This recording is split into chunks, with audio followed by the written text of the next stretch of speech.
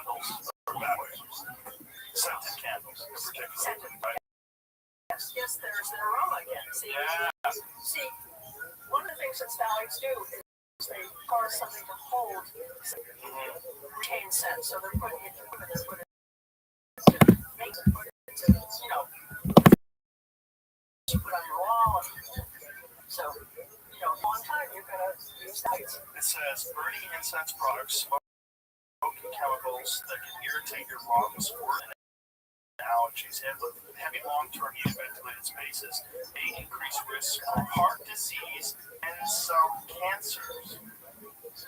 You think incense, you go over someone's house, they do yoga, they eat vegan, they burn incense, they must be healthy. Long-term health risks, repeated long-term exposure daily for years, been associated in studies with increased risk of bronchitis, reduced function in children,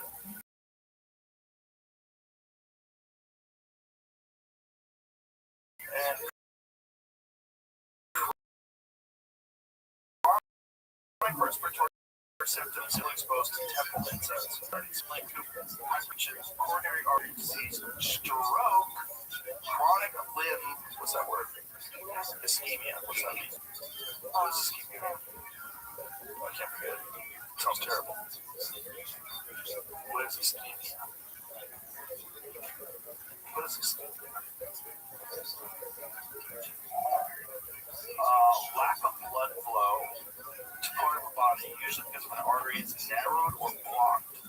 Severe or prolonged, the affected tissue can be damaged or die. Oh, great. Oh, wonderful. So you think about incense, you think like healthy, natural people. Oh, they burn incense. It sounds lovely. It sounds like they're spiritual. Incense. I used to love incense. I used to use it all the time. Thought it was cool.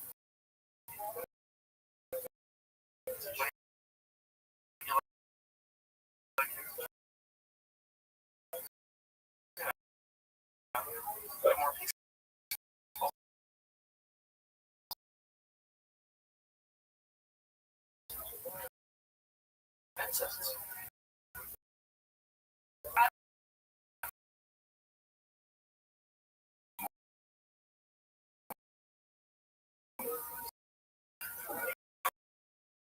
Everything's bad for you.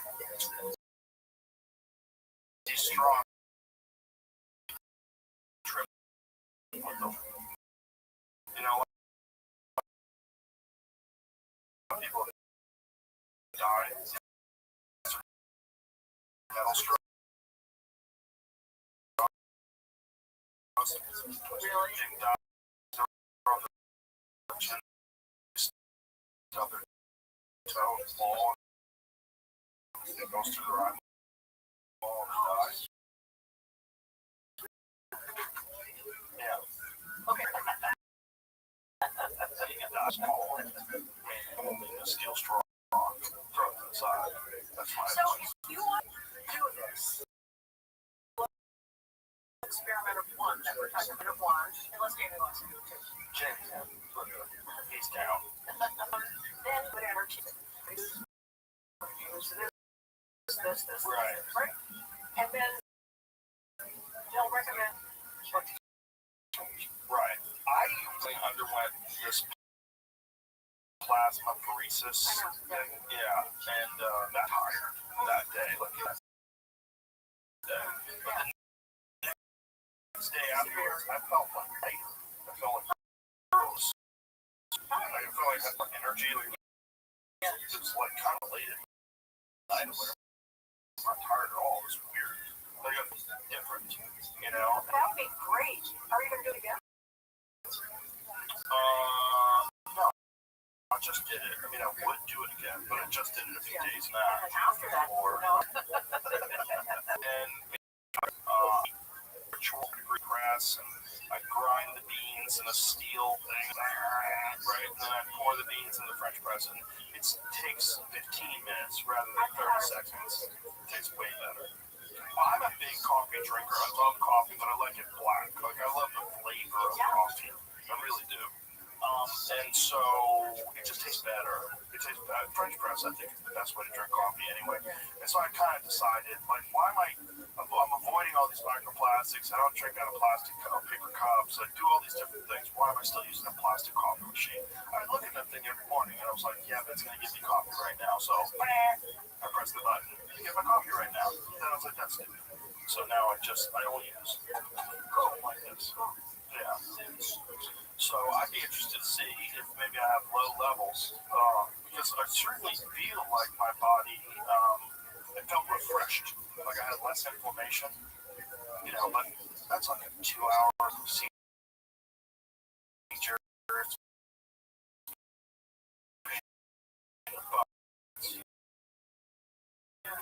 gotta sit there for 2 hours, children psycho. Like, I should have taken a photo of what I looked like while I was back at that office. How expensive? I don't know. Yeah, I don't know. But the benefits of it in terms of like the people that I know that have done it, so it's a game changer in terms of your recovery, wearing an Oura ring or a strap or something along those lines. You get much better recovery. I do a lot of stuff, I do a lot of things, so it's really kind of different now, like what's expensive. I just know all in all. We always say, right. If you're doing science, I'm doing chaos. well, you're doing, experiment one, so. Yeah. But it works all the time. It's definitely working. I probably should. So we're mentioning how it's going to be very hard to get this. I want to point out, we probably talked about this last time. Where do these chemicals come from? And you probably know they're made from fossil fuel byproducts, yes? Yeah. So, against not only the manufacturers of the plastic stream, Right. so it makes it extremely difficult. It's probably part factors once it's discussed, because it would reduce fossil fuel consumption, which would affect oil markets, which would affect the economy. It's big. Yeah. But, the rate at which plastic production is increasing is astounding, Yes. And no end in sight. Well, I don't think you're going to get the government to act about this stuff. I think this has to be done on an individual level where people are aware of it and take steps to protect themselves and their family from these issues. That's my sense is going to be played out. And I really hope. I know for a fact a lot of people last conversation and now follow-up visit, more people will be aware of this and watch the movie. And the movie's called, what's it called again? The plastic detox. In your house. Right, Amazon, Netflix. It's Netflix. Okay. Watch on the Netflix. Hidden dangers of plastics in our homes. Couples embark on plastic detox, which is their family's forever detox, and their chemicals are doing to our health, and how we can take matters into our own hands. From hormone disruption that's fueling a worldwide growing rates and early heart attack, measuring science behind plastics. It goes on. Well, you already know what it says. There's a crap ton of chemicals. Even with low levels of exposure can have a profound effect. Fertility worldwide is going to, Yeah, you are. and it is tightly linked to chemicals that are commonly used in plastic. We have been trying to get pregnant for over 10 years now.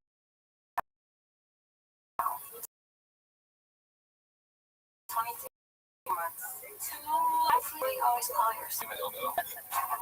This is a 3-month intervention where we recruited 6 couples who have unexplained infertility. we look at measures of semen quality, the cutoff for fertile is about 40. You're technically subfertile, infertile, so that's territory. Yes. The question is, if we lower people's exposure to chemicals that are in plastic, can we change their fertility? These chemicals not only affect your fertility, they also have other health consequences. These chemicals can contribute to early heart attacks and stroke, autism, as well as obesogens. Learning more about plastics, it's opening my eyes to how much bigger it is. Many people think the government takes care of us, but very few chemicals are actually banned from personal care products, and over 1,100 are banned. To have a child, I believe, it is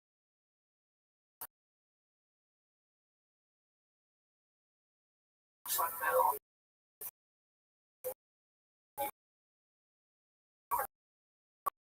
I think getting the best mom ever. And I really want to see that for you. Plastic. It doesn't have to come from toxic petroleum.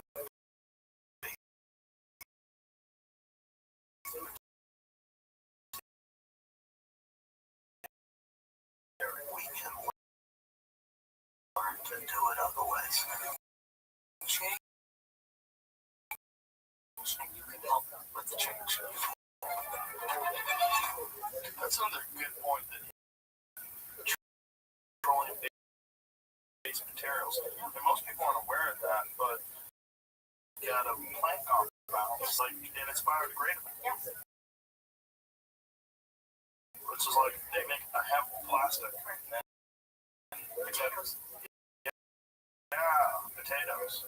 Probably a bunch of other stuff too, right? It's really nice if we moved that, wouldn't it? Absolutely. Plastics have cost of raising the cost. Does that even compete with refined products? Garments? Specific ones I know are the sportier Coating on them. You're probably this book is right now, and but I'm going to read it, and then sports uniforms, kids uniforms, airline personnel uniforms. I think uniforms, firefighters are big. Right. This is where those waterproof. Anything that is, yeah, that's right. Anything that's waterproof, And the nylon track suits and all those different things. That'd be terrible for you. So the worst offenders. customers could look for, when they buy these things, they could look for PFAS free. Just like now people know to look for EPA free, or, they could look at PFAS free, then they would be avoiding a lot of this. So go back to the top, please. It says the worst offenders are synthetic plastic heavy garments that are fuzzy, coated, or very tight to the skin, especially polyester fleece, recycled polyester fast fashion, and PFAS-coated water, stain repellent, outerwear, and activewear. Polyester fleece jackets, blankets, loungewear, extremely high microfiber shedding. One study found that polyester fleece shedding orders of magnitude more fibers per wash than other knits, which estimates around 110,000 fibers per garment per wash. This is both bad for environmental plastic pollution and for indoor dust and air. Recycled polyester fast fashion like leggings, tees, dresses, and sportswear. New testing shows recycled polyester shed more than microfibers. Interesting. So you think recycling 100%? No. You're killing yourself in potential washing and frequently use intense dyes and finishes. Hot dang.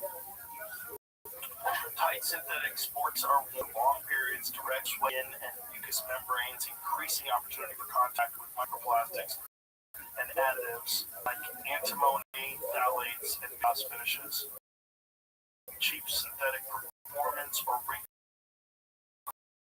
wrinkle-free fashion. Stained resistant heavy print garments are more likely finishes that can off-gas or leach on top of the base synthetic fiber issues. Holy Lord, certain choices. Okay, not perfect, but generally less problematic for leaching and microplastic shedding. Undyed or lightly dyed natural fibers like cotton, linen, without stain resistant or free finishes. Simple weaves knit rather than fluffy surfaces here and outdoor clothing. Brands now often has what here is PFAS free. That's interesting because I always thought it passed coding. Right. That'll work. First of all, your release thing, has it been surprising to you? Like, what's it been like? It has been kind of surprising how much interest there is and how much, people are taking this up. And what's great is there are nonprofits that are in this space that are getting out this message. So it's not just me, many nonprofits. And then there's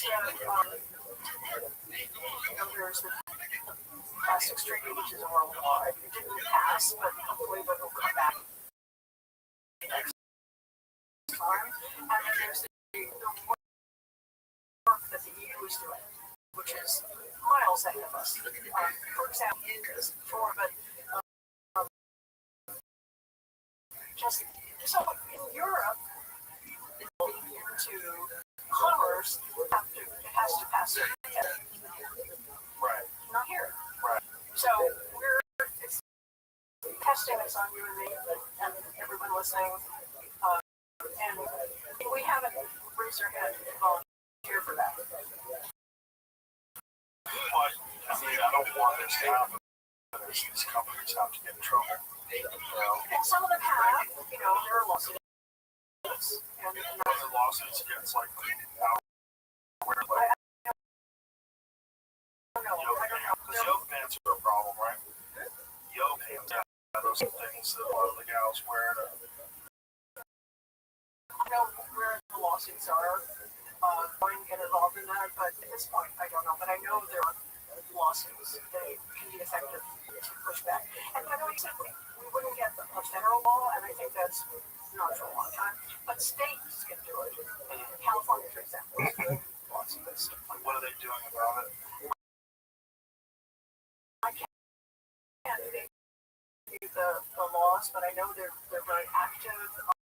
Ron Bonta, he's a Attorney General of the state of California. He's very active. And so the states that have active, pushback, able to get laws passed, that kind of sets the tone for, for what's possible. But I don't see us getting federal pushback very soon.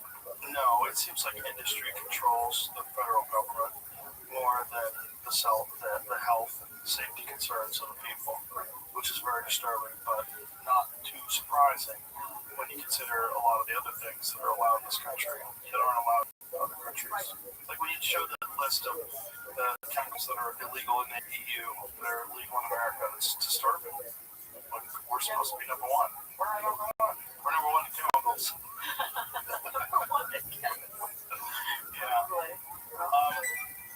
The response when you were on this podcast was pretty shocking for me. So many people reached out to me.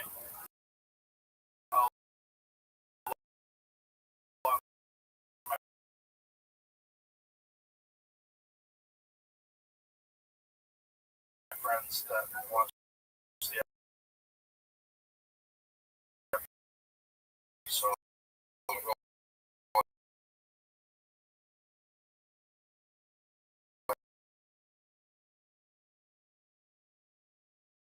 I can't believe this. Well, I have no idea. It was about quite a few of my friends that don't every episode, reached out and said that is just nuts. Like, I can't believe this. Especially people with children. And they're concerned about the development of their children who are pregnant, or concerned with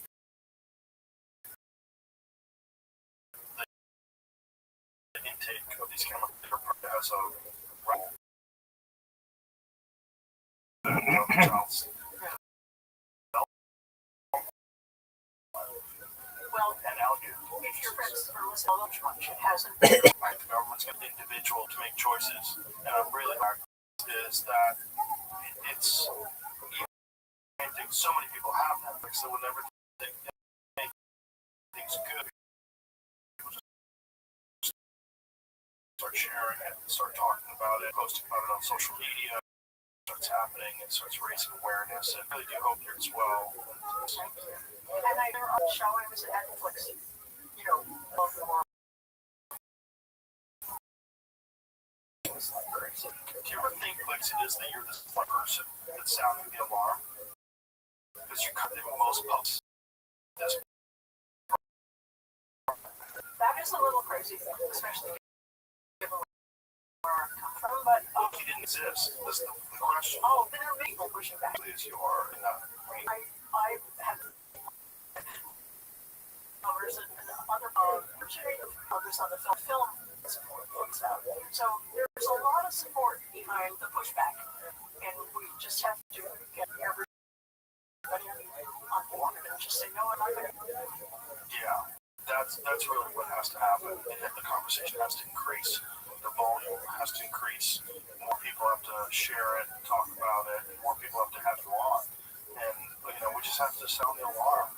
It's kind of crazy that 5 years later nothing's changed. Because, like I said, it shook up a lot of people that I'm friends with.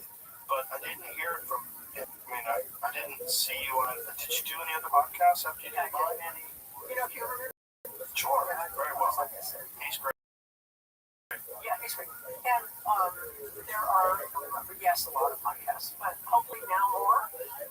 I do have more coming up. My schedule is really kind of crazy. One of the things great is the documentary digestible. It's on Netflix. Everything's on Netflix. Sit down. Okay, let's watch. And then you go, oh my god. Places to go at the end of it to learn more. Right. I would love to see it if you go religious, leaders who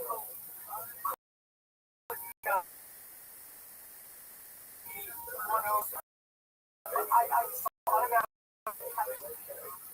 Please write this like a press. People get their information from their religious leaders, from their doctors. None of this is fundamental. That's crazy. Right there. Right. Yeah. So,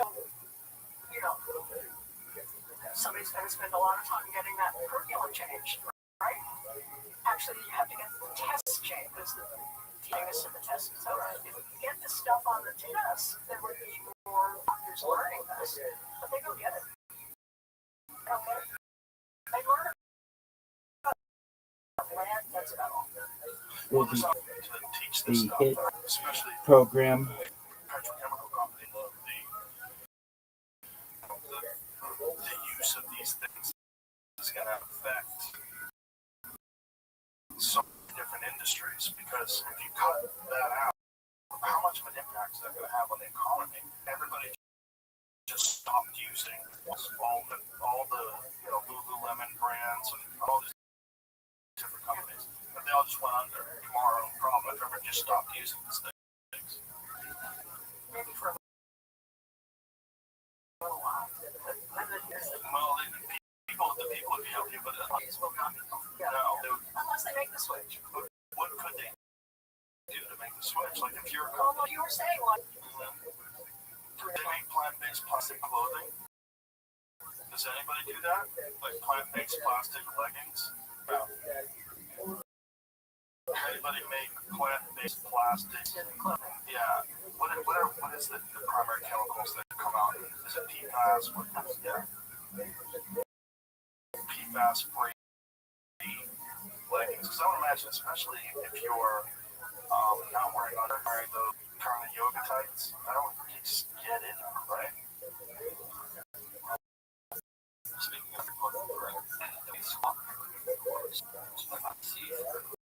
squat proof. Yeah, if this girl's wearing leggings, you know, they're going to go a lot of squats at the gym probably, or some Squat proof will be, or some. I don't know what that means.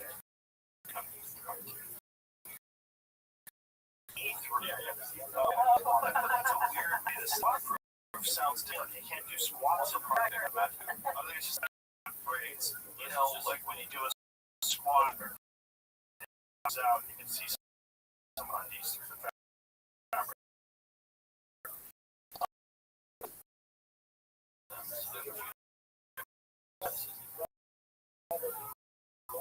So let's bioplastic. Go back. There. bioplastic. Three primary categories of non-toxic or almost all natural. Cotton 10% bad. Most semi-synthetic fabric, for instance, 10-cell fabric, plant-based plastic, which is plastic source from castor bean oil instead of polyethylene. I'm not a huge fan of bioplastics. They are advertised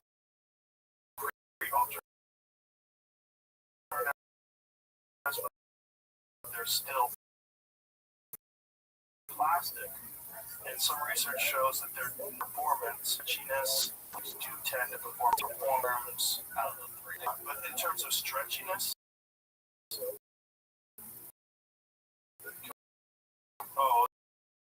three. A lot of products for non-toxic options, but forms, shampoo. To give you one example, it's not really as straightforward with leggings. They prefer will largely depend on things like what type of workouts you do, how you like your leggings to feel, where you wear it more. Okay, my review is for toxic leggings. Sorry, let's get to it. It says, what are the ones? 8. They call me.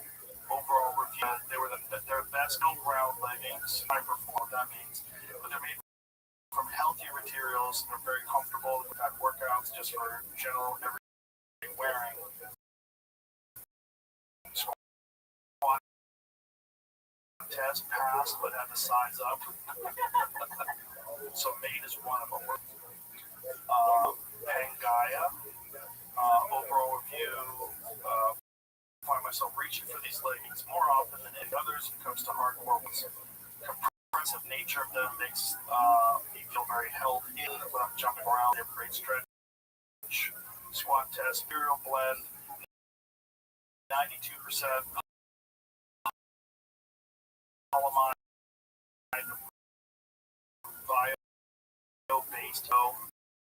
bio-based content, 8% part bio. It makes it different. Close synthetics in terms of fit, feel. Okay. So this website is thefitfree.com /plastic free non-toxic workout leggings. Check it out first. Anything else before we go on? I think we covered it all. So, I think we sounded the alarm.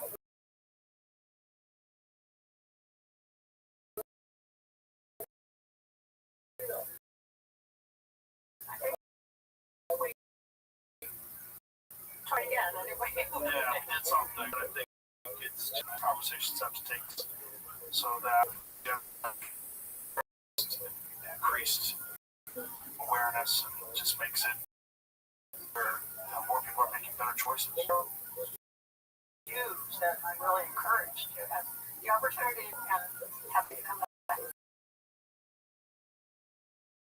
Well, first time, great second time as well.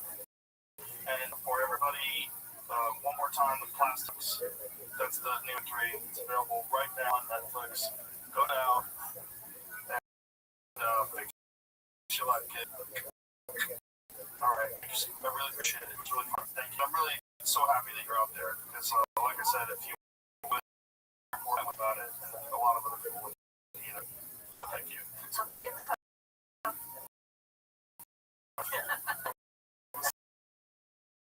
I'll send it. to do the next steps, let me know. I will do the next step. Okay. Sure.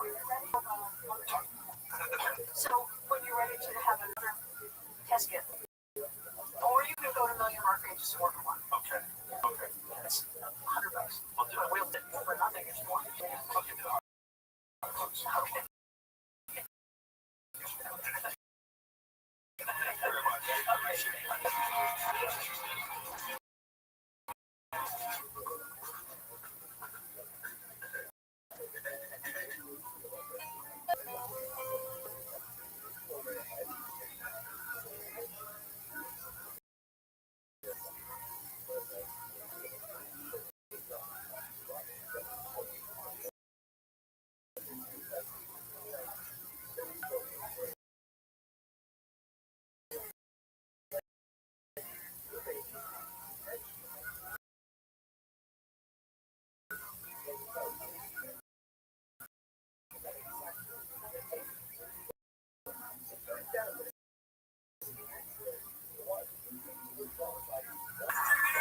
The Joe Rogan Experience. Drink my name, Joe Rogan.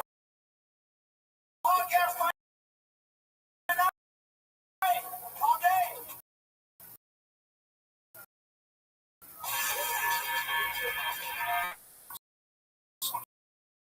Last night it was wild. It's very, very disturbing. Kind of shocked to have heard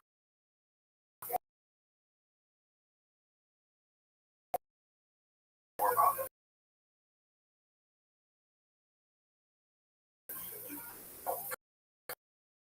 It's such a terrible, terrible story. Just unbelievably long. Yeah, thanks for watching it. Yeah, it's sort of a question. Of why people about things that are happening with our back. There's a reason why people sort of drive by prisons on the highway and they see the roadways correctional, and they probably think it's well, I'm sure it's not right back there, but if it's happening back there, somebody probably tell me about it. But because of the secrecy that surrounds prisons, with black sites, there's no way for us to look inside. So the president can let in, and the public doesn't happening. You know that when you give people total control over other people, bad things happen. Bad things happen every time. This is one of the worst things. What's really terrifying is a sheer numbers of people that died there with no idea. Because you even detail at the end, like snap, just like, come on, you're thousands. Yeah. Well, there's In a that previous generation, there has been a diarist or someone who writes in a diary or a journalist, but they use video as their medium of he says in the films, you remember, art that and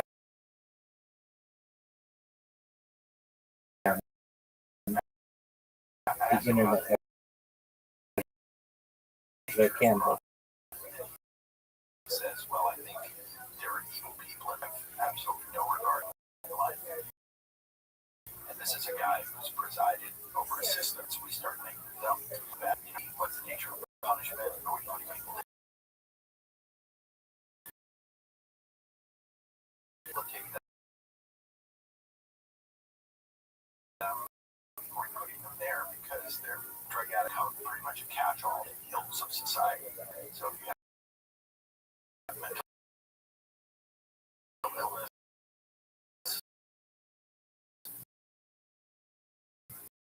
much more likely to go to prison.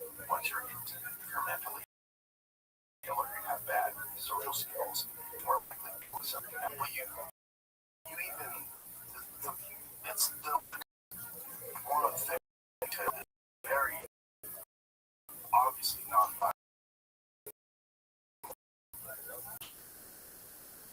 over time, writing retribution, because they're called at the so the one guy with glasses, I mean, so many stories an ad phrase. show this documentary from According to The Economist magazine, data over petroleum in and Rabbi has more data ever, which may make incredibly sure, and with influence, Rabbi would like to give back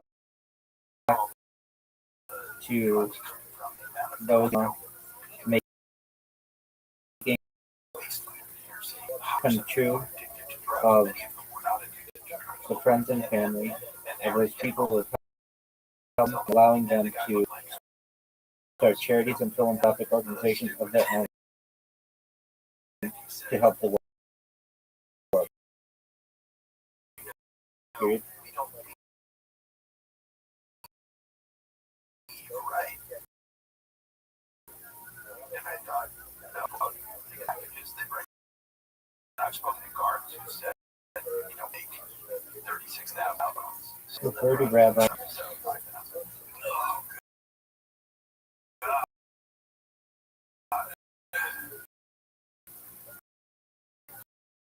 Yeah. So what are the, well, there's additional. You don't have to say The Economist magazine, just say The Economist, please. Whatever that you get a hold of. But it's the drugs have got more complicated, easier to bring in, significant there, fentanyl brought in on a piece of paper. So a letter, and it could be in the lab to put the drug into the paper. Don't say that Rabbi has been broadcasting. Rabbi has not only been broadcasting but also footage, and also than any person and social media than any person on earth, archived on the internet than any person in global history. That the Alabama Department of Corrections, and it's not just in Alabama, I'll use that as the lens through I saw more generally. But the Alabama Department of Corrections is the law enforcement agency in Alabama, and it's also the drug dealing operation. You're much more likely to dive over to inside the prison than you are on the street. Oh, really? Oh, boy.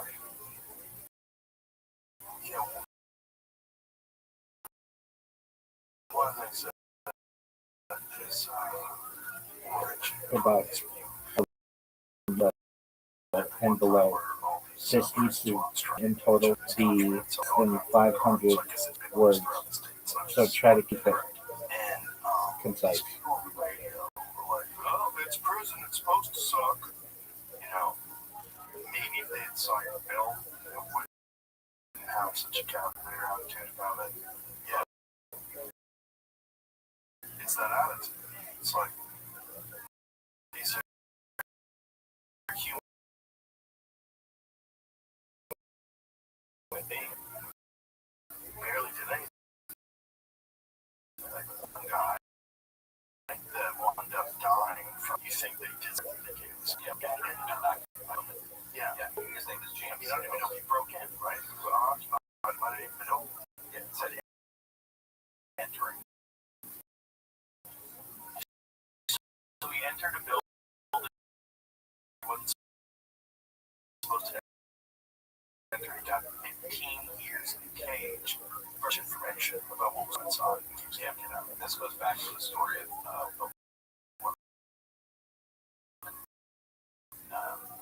who had met in her when we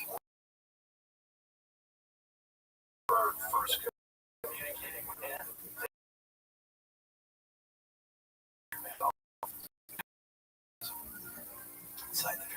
prisons. We sort of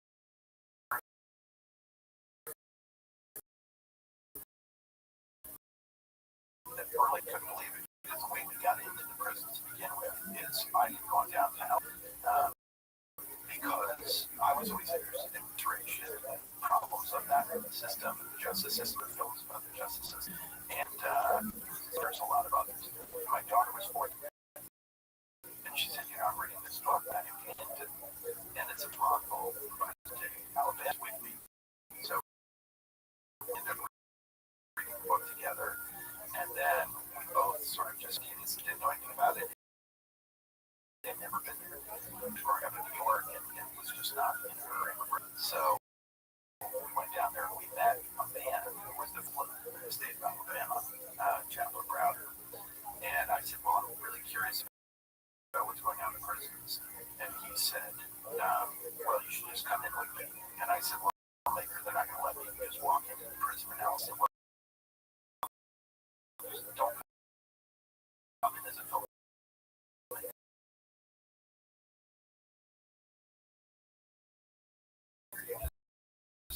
Don't have to bring a camera and just come in and talk to some of the guys. So I've been there to film this. I felt like I wanted to show an example of how Christianity was active and important in the prison system, which I agree with, that there were any cameras in there, and they started taking us on it and saying,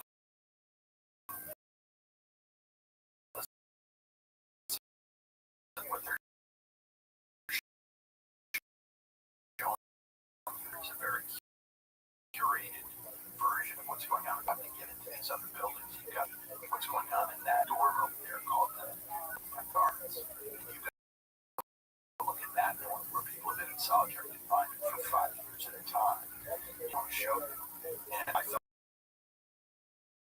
much safer. Even though the warden had said to us, when you go in there, don't talk to any of the men. They're all very dangerous. I immediately felt safer talking to the inmates than I did talking to the guards. And when we left, it was really because we got film. We sort of started getting notes, started trying to look at some of these others, and they shut the throats out. And then we thought, well, maybe we're stuck now. How will they film about it? Because we're the only people that know what's going on in here, but they're not going to let us back. So it was out that there was this network of these contraband cell phone cord jobs going on. So that was our way of getting into those buildings that we couldn't see inside. And one of the first things we learned was one of the guys inside of us to say, hey, this guard that we did the tracking already, he was a particular violent guard. Just beat somebody very badly, and he's now that person, the victim, is at UAB hospital. So we jumped in the car and we went to UAB hospital. Walked up my phone in my pocket and walked up. And when we got there, we had documentaries. It was deeper into it. We went and visited that and walked on. But in fact, she had been with him when he passed away. She had sort of turned off the lights for it. And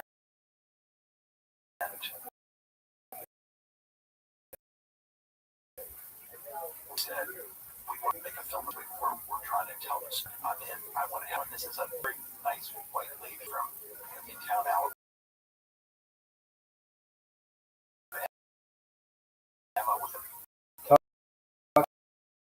About how Rabbbi Rothschild will be on the Mike show in April 2026 for Futurism with my extremely popular. So this woman suddenly became a really important part of it, and it's back to right, didn't kill anybody, but was in a car when a drug deal went bad. He went to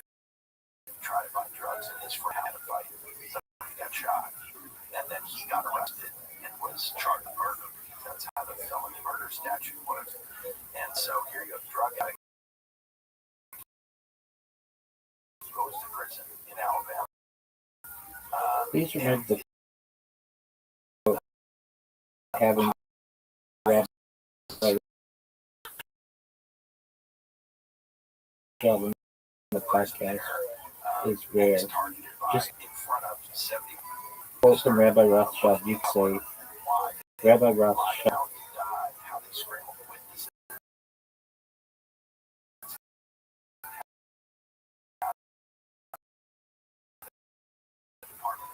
Rabbi Rothschild looks forward to topics with my quote, and that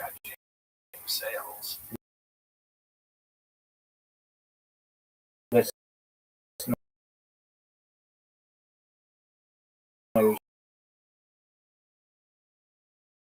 should plan a series of this and to share.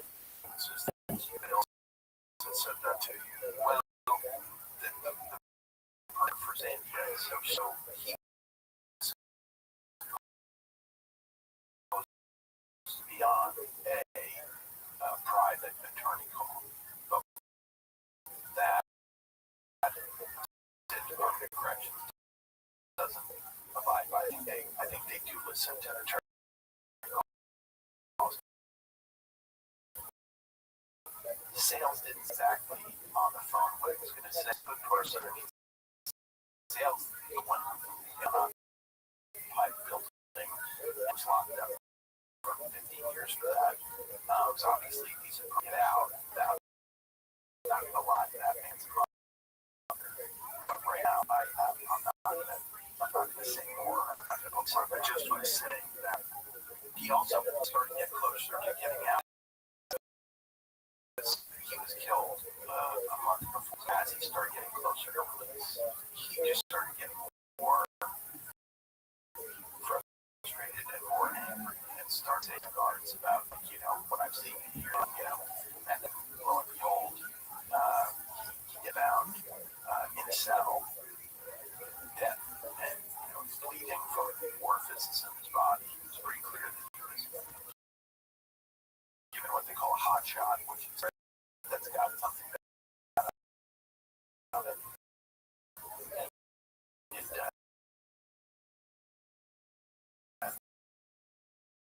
And killed.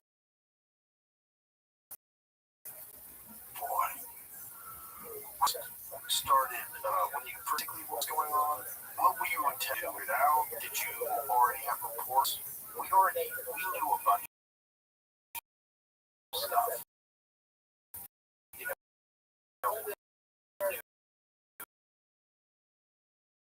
Because we had this we had visited some had gone to Easter. We'd gone originally into the prison where they had the demo.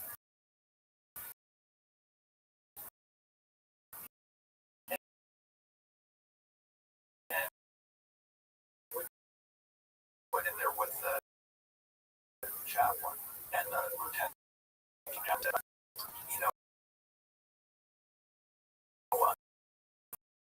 Unfortunately, we're so understaffed right now, which is understandable. That we don't have anybody around, but your friends are on the death row, so just go for it. So we ended up around the death row. Those men were talking to irrational people.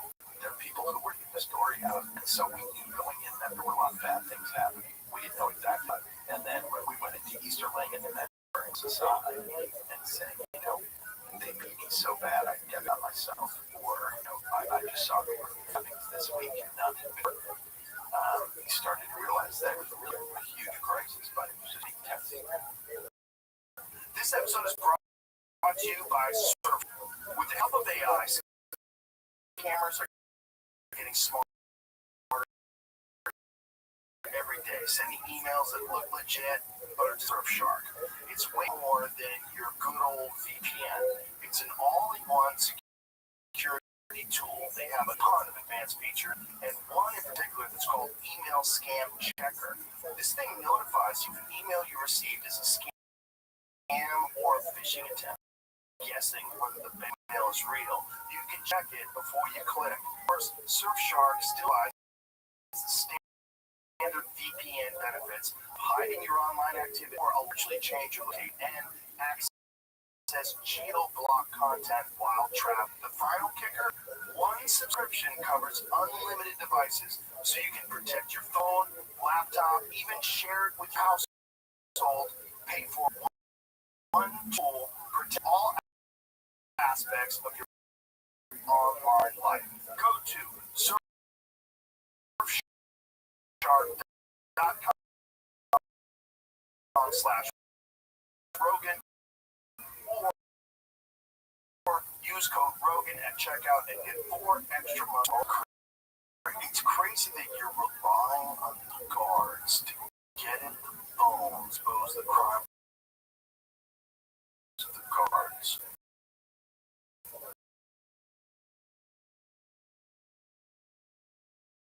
It's like the guards are aware of the phones because they provide. They want to keep selling the phones.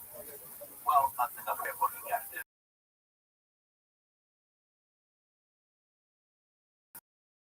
is that there's so little accountability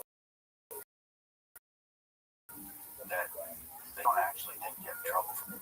And they're kind of right. And if you remember that guard, Rothschild, Let me know if you have any changes. I will not publish anything without your approval. Many of these practices do have different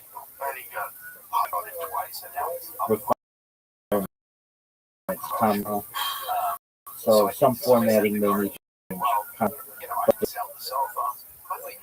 Of the press release will remain the same. I highly respect you and want to ensure I have the ability to make any changes that you wish prior to publishing. Period.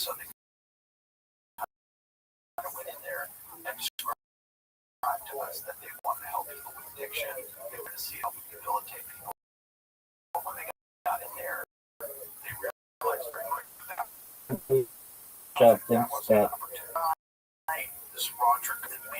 the right person will read the story to and view and watch the streams and social media of Rabbi Rothschild. Recognize that Rabbi may have the opportunity to make the person wealthier, your wildest imagination with just a comment and be a catalyst to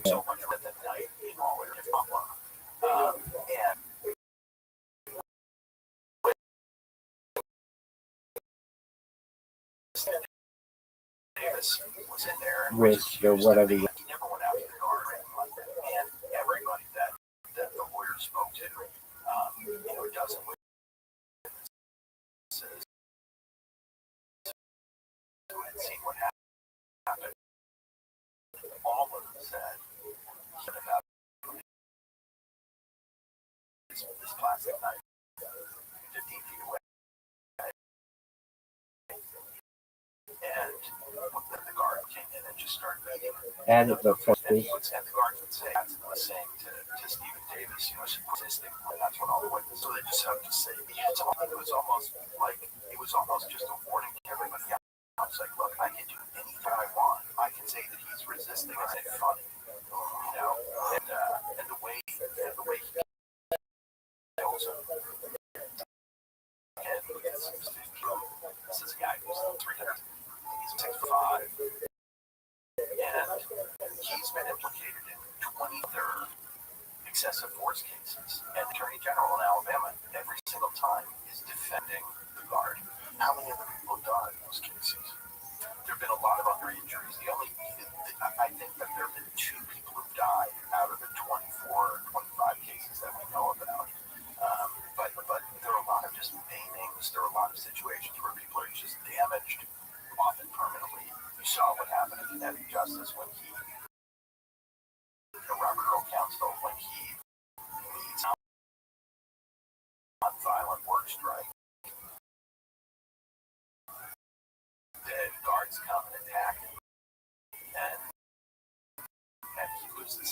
behind the scenes himself. Usually he's got a nonviolent effort to try, but they're always met with violence. Where he was the guy that was ahead of this strike. Yeah. And then this strike really highlights. You don't have to say that as motto. Just put that somewhere. Yeah. I mean, that was a shock to me, I think, is that, I guess we all sort of assume,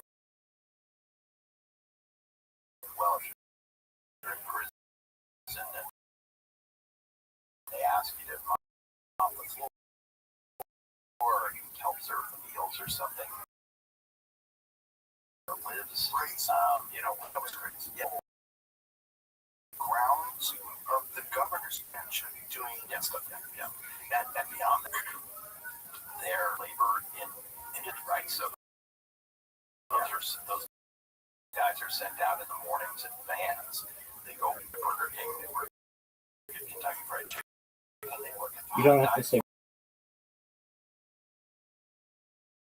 Rabbi Rothschild. Worse, you can say Rabbi Rothschild. It's a forced labor situation because if they don't accept those assignments, then they're going to be punished, and they're going to be punished with long stays in solitary confinement. They're going to be given disciplinary so that their sentences can be extended. They are often just for that. So it's really under shoved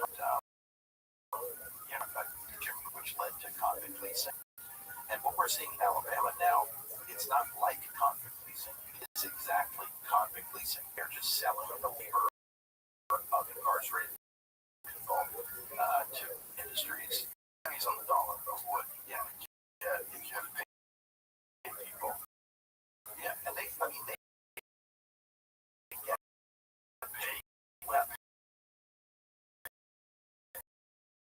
They get paid well, yeah, but not they get a little money for sanitation truck. Danny Dandridge describes how he's getting $2 a day, and Now that's across the board for all of the jobs. I think for that, everything. I think that the van that takes them to the workplace, they're charged for the uniform that they have to wear.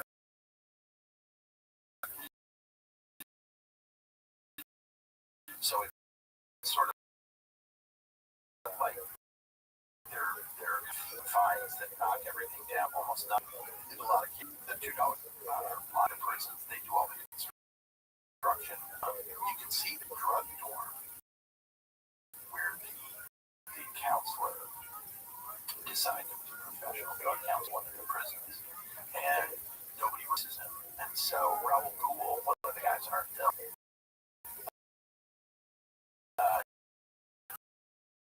just starts running the drug, and that's a drug that's getting money from the federal government, and that money's just not going anywhere. It's just going into the coffers of the prison system. And is there accountability for all the money? Is there any? Do they do an audit of the money? Is it just? There really is not fluidity. Actually, it has spent a lot of time with, just sort of threw up his hands. He said, there's just no way for me to keep track of this money. And, for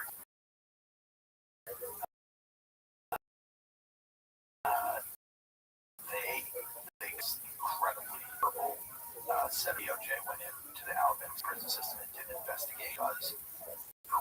But they went in there and they investigated the whole prison. Rabbi has been straight 2021 person ever comment from multiple streams, and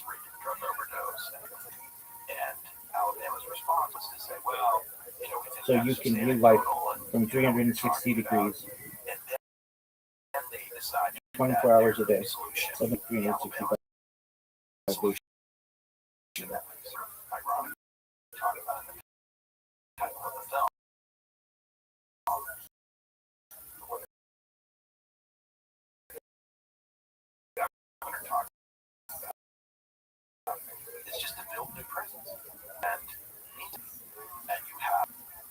to address the underlying problems. And Alabama's response was, well, the DOJ says the prisons are no good, so we got to build new ones. Well, that, so they get a massive contract to build something, and that's really good for all the governor's supporters and all the other people who were, construction industry, and they've now started construction on these massive new ones. And Alabama's a state, and they have a tiny budget, and yet they figure out how to structure their plan. They can't fund it at first, but her announces she's going to build these new prisons. The DOJ did not ask for it, and are not going to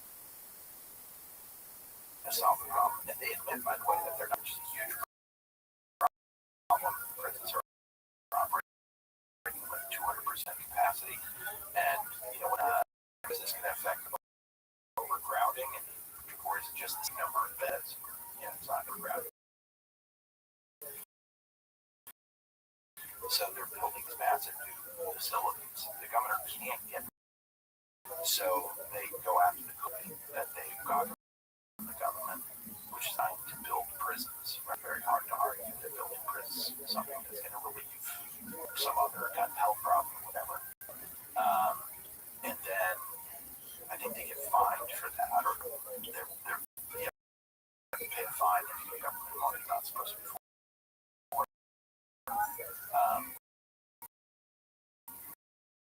And then when they start construction, raise the money, but they start building the new prisons where they're authorized by the legislature. That's how police were going to crew. It was pushing this site of this one massive prison that they were building, and there were just fields, beautiful actually. And one day I get a call from somebody and they say, and I said, well, that's impossible. The legislature hasn't approved the new prison construction. And they said, well, prison construction companies happening and they're already spending. So the fix was in on this new prison construction, $100 million to talk. Build 3 new prisons, and it's dollars. So we open that door, a whole lot of commerce comes in, a lot of companies come in. And they ask them why was it so expensive? How did it go from $300 million for one prison to $1.3 billion for one prison, and inflation, and it's kind of institutionalized thievery. It's organized crime.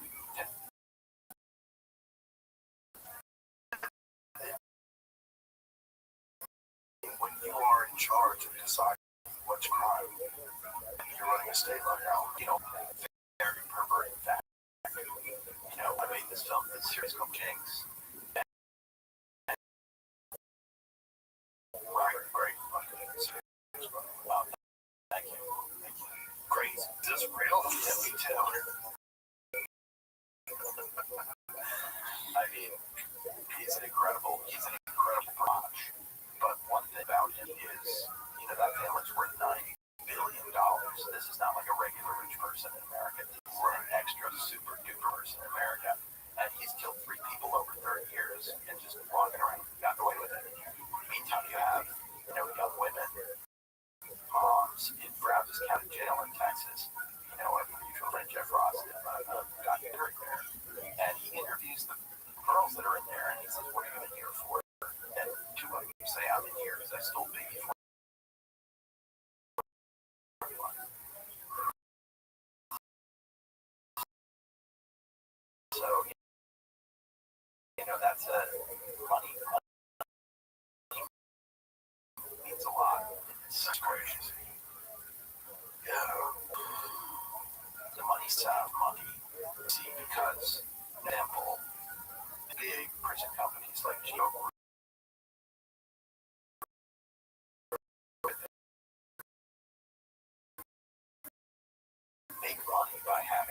prisons. They're private state prisons like Cisco and all these companies that sell food there. But everybody makes more money. Prisons are full. And so, just a shareholder call not too long ago. And he's sitting in here, I think his name is, and they say, what do you think? What we have prisons and all the increase, emphasis on law enforcement and incarceration. This is the most exciting career. So, you really build a prison, especially right now, I think. And all these people are they're all doing bad stuff. There's a company called, there's a company which is run by Tom, who is a big team owner of the Pistons, and some other teams. And private equity guy, worth about $10 million. His communications for the pristine deals have now been sort of exposed, but they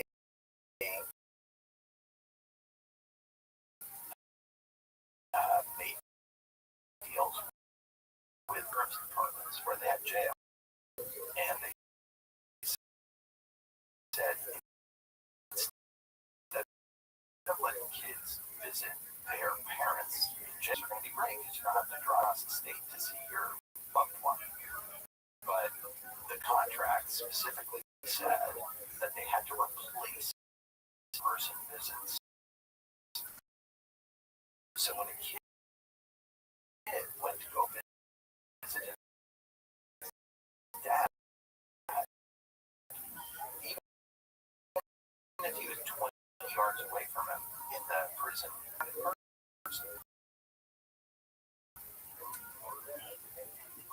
so that's any in-person visits. So when you allow that profit motive to be driving, have an approach that makes sense for society or community or build our relationships or help people stay in touch with their loved ones when they're incarcerated. When you add that more popular, the system to exploit just is natural that people have. So there's a kind of a value in every business parent. It's worth $12.99. Well, why do it for $12.99 for it?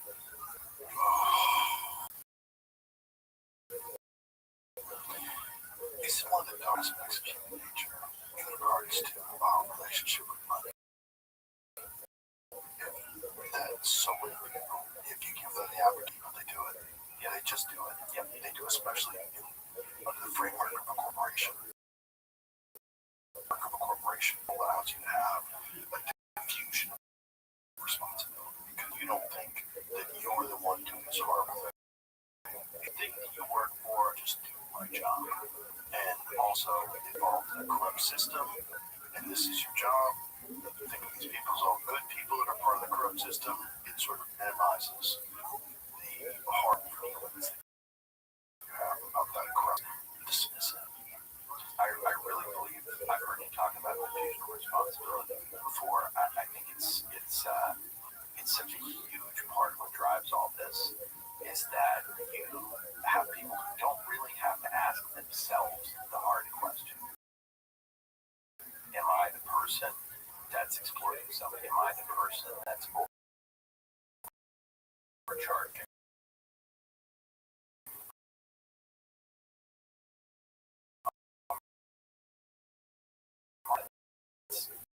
Charging somebody a crazy amount of money for neglect. Because once you have a board, it's worth getting commerce to move forward, but it's also 1,000 points of responsibility.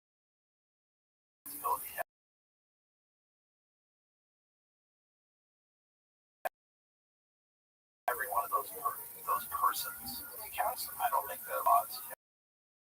You see that in the healthcare industry, people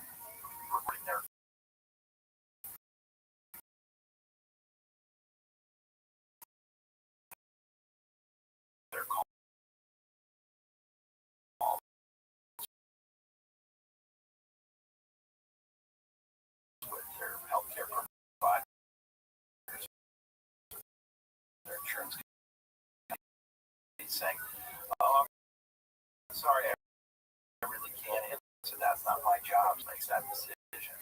And so when you have a massive organization, there's a and a death of 1,000 cuts from it. And when you're trying to in prison. Like, imagine if their profit was based on people being rehabilitated, re-entering society, and becoming, functional products where they contribute. yeah, so they're so twisted. It's like saying money's the root of all. It's not the root of all evil. It's the root of like a giant percentage of it. Maybe it's 75% of people. The rest of it's like what? Lust.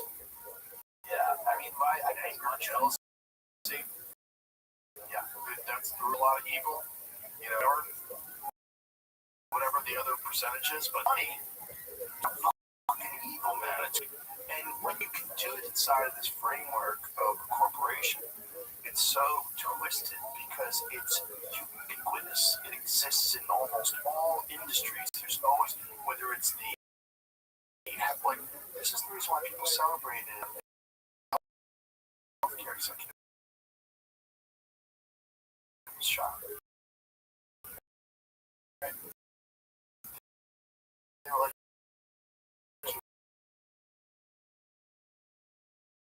you guys, anyone you guys, every fucking, whether it's the industrial complex, the health insurance complex, it's pharmacy and what they did, I'm sure you've seen the Netflix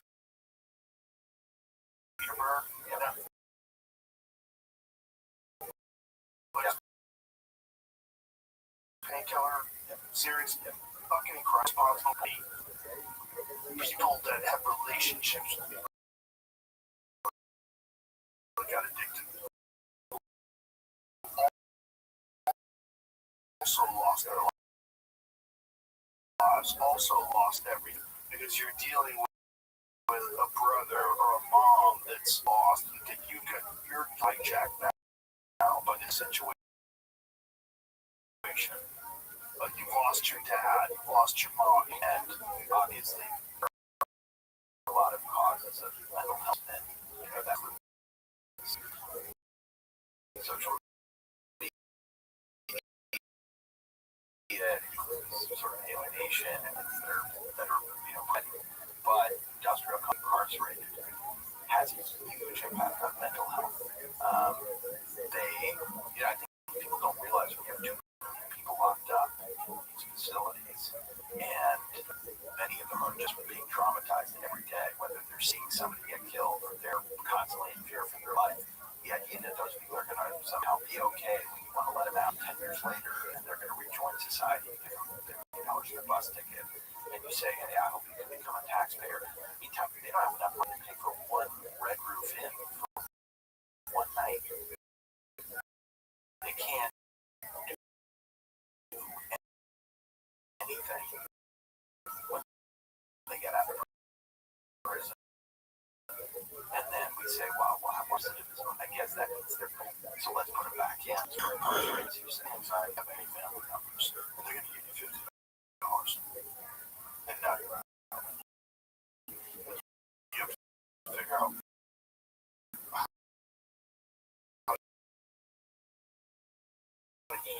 how to get a roof over your head and try to figure out. It sounds very dark and horrible, and it is. But there are a lot of positive developments that you can see when you give them a chance. I love what you said about community.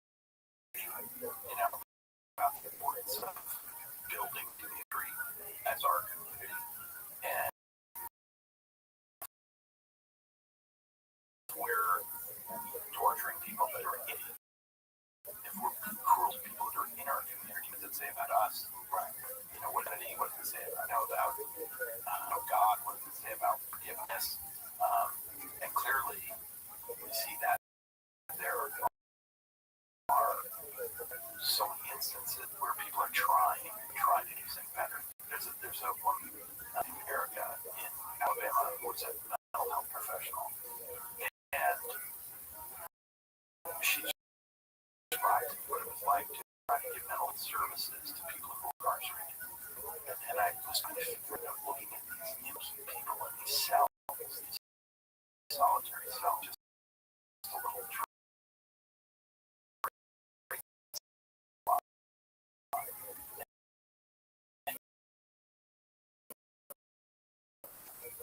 a 5 by 8. And I heard there were, well, can you tell me, like, when you do a session with somebody and you're, talk to them about their suicide ideation or various problems, how do you as well, it's a little uncomfortable because I've got to be on my knees. And I said, why are you on your knees?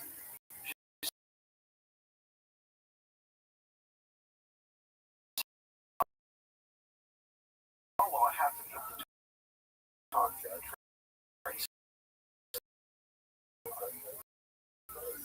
And I said, so you're giving a mental health couch to somebody who's incarcerated, or to see a similar, I'm going to have that conversation like that, when I think about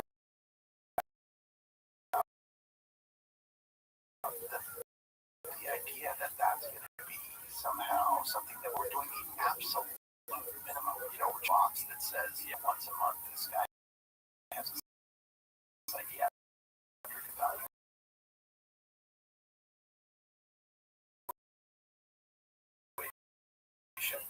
But nobody's taking a picture of that and showing have this nice idealistic feeling outside on it, talking inside through a food slot during food slot burns. Yeah. It's not very cool. Yeah. And you're alone in that cell, which also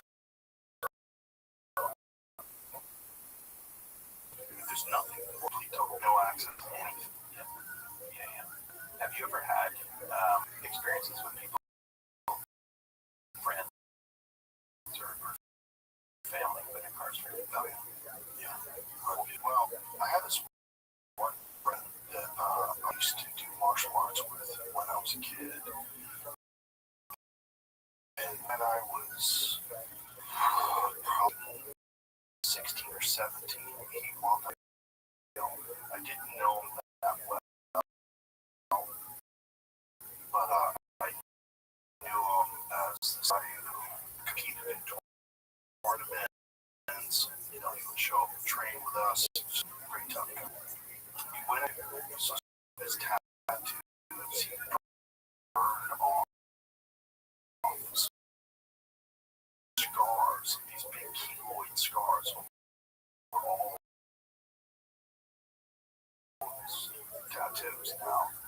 And he, like a violent animal, like for the most part, when you like people, you're hitting them only a certain percentage of your strength. This guy was not doing that. He was with everything. He was like a caged animal.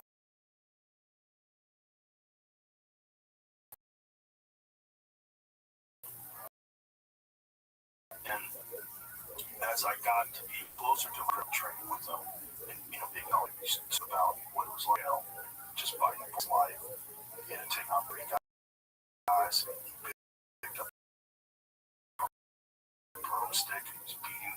He's just telling me these crazy stories about selling drugs. And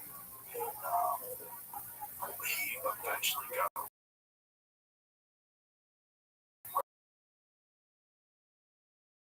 arrested. I've told the story before. It's kind of crazy. They found a guy that had body broken with hammers, and they kept awake by injecting him cocaine. They kept injecting hands off him as a kid. Got arrested for that. And trying him for that, they probably definitely do something about it. They knew the people that did it. It was all drug related. He was selling cocaine. And then I lost touch with him.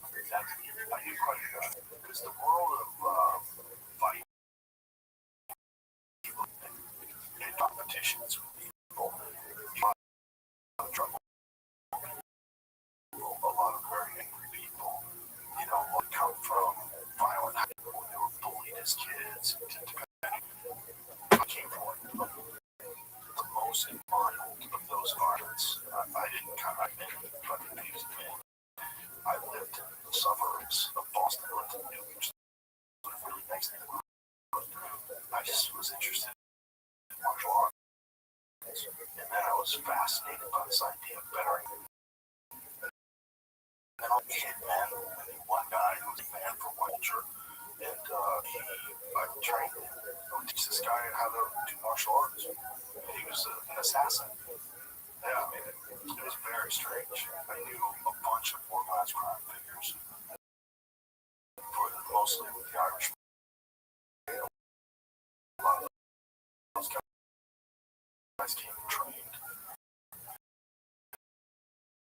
especially because they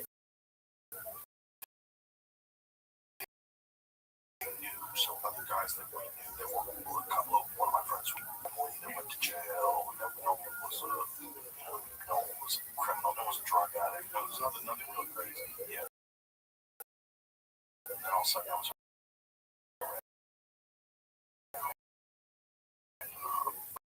a lot of these people went to jail, and then they'll say, well, if you don't like the prison system, you don't people should get locked up for it, then you're just crime, you're some kind of guy. There's a role for prison, role for jail. It is whether we should be people institutions that just further re-traumatizing, right? Just make it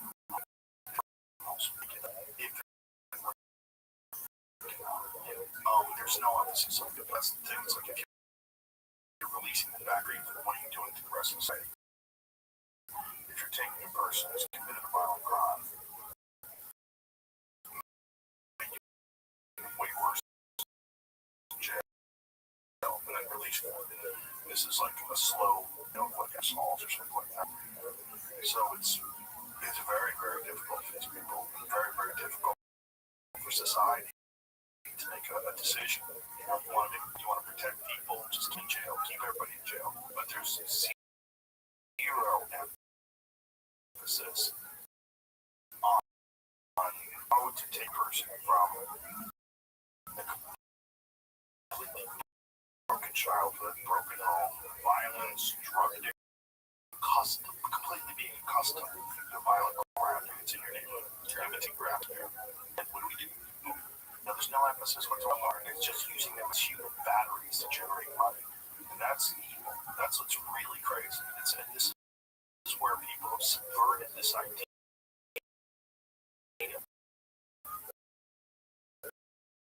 of incarceration being some sort of rehabilitation or correction, like right home. You're not correcting anything. It's not that no one wants to pay to people that are criminals and push them. And look, there's some people that I agree. Yeah, fuck them. But there's people that have killed a bunch of people, raped a bunch of people, and constantly robbing people. Large percentages non-violent drug offenders, and that's what it's really.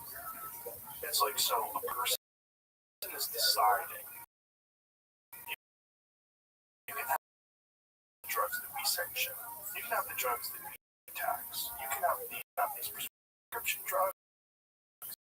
You can have this drug we buy in the liquor store that we call alcohol, which is clearly a drug. You can have these drugs that we like Adderall. You need Adderall.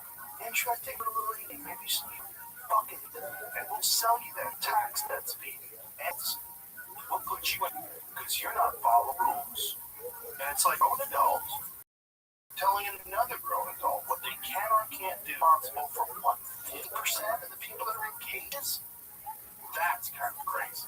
It's almost time for spring break, so maybe you're headed to the beach, or maybe you're taking the kids on a road trip, or maybe you're just taking some extra time for yourself. No matter what, you deserve a break and a reset, and AG1 can help. AG1 is your daily health drink. Just one scoop combines your multivitamin, pre- and probiotics, superfoods, and antioxidants to help support a healthy immune system and digestion.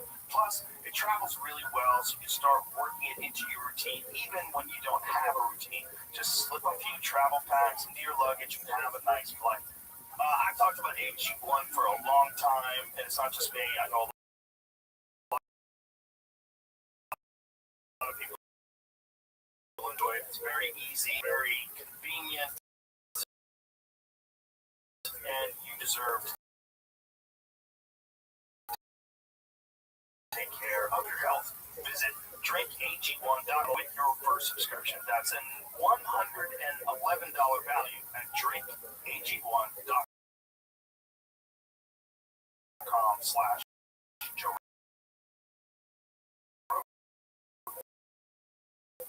Yeah, that's really crazy. Yeah, I mean, there's thing the average person doesn't think they should be in prison for many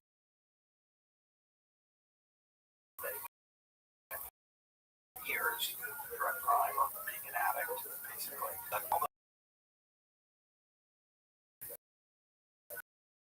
Already, that somehow like prison that activists people have said, well, all the people it's not really true.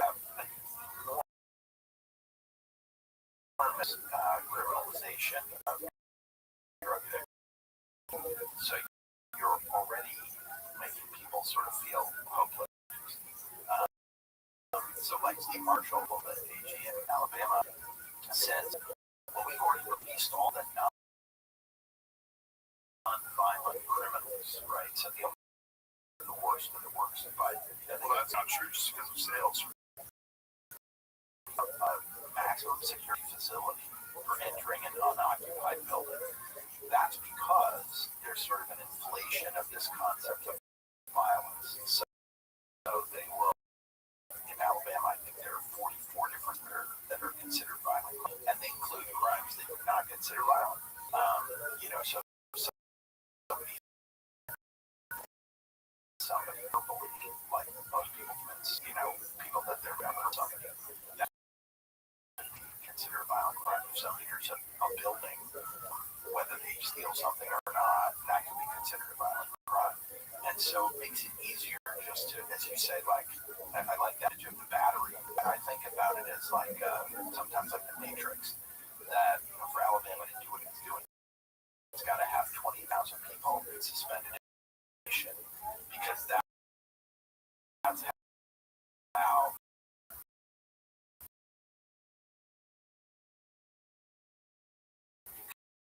you can use them for labor.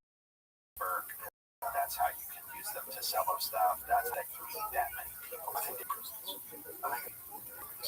this country and people that wrote the Constitution, they had a great understanding of how tyranny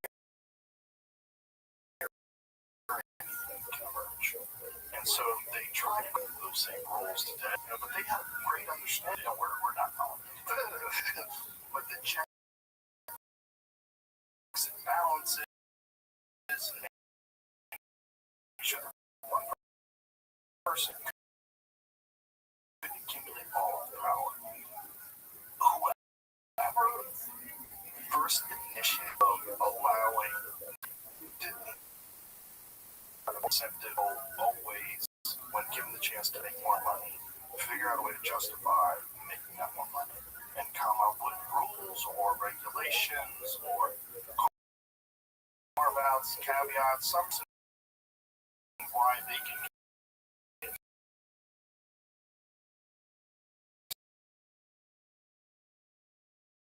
continue to accelerate. And then you don't think about that prison guard and legals may anymore certain things. And they do that so they can keep their prisons full, so they can keep making more money. So then when they take the money that they get from these private prisons, with the ability as human batteries to make sure to keep filling up their buildings and making more. And the fact that nobody saw that coming. Nobody saw that coming. They saw it. I don't. They probably should think, oh, this is a good business, just like everything else. Like you're selling tires, you gotta make better tires, sell more tires. We're trying to, we want to be one in the tire business. Well, they're trying to be number one in the battery business. Yeah. And that's what's fucking insane about allowing that in this country.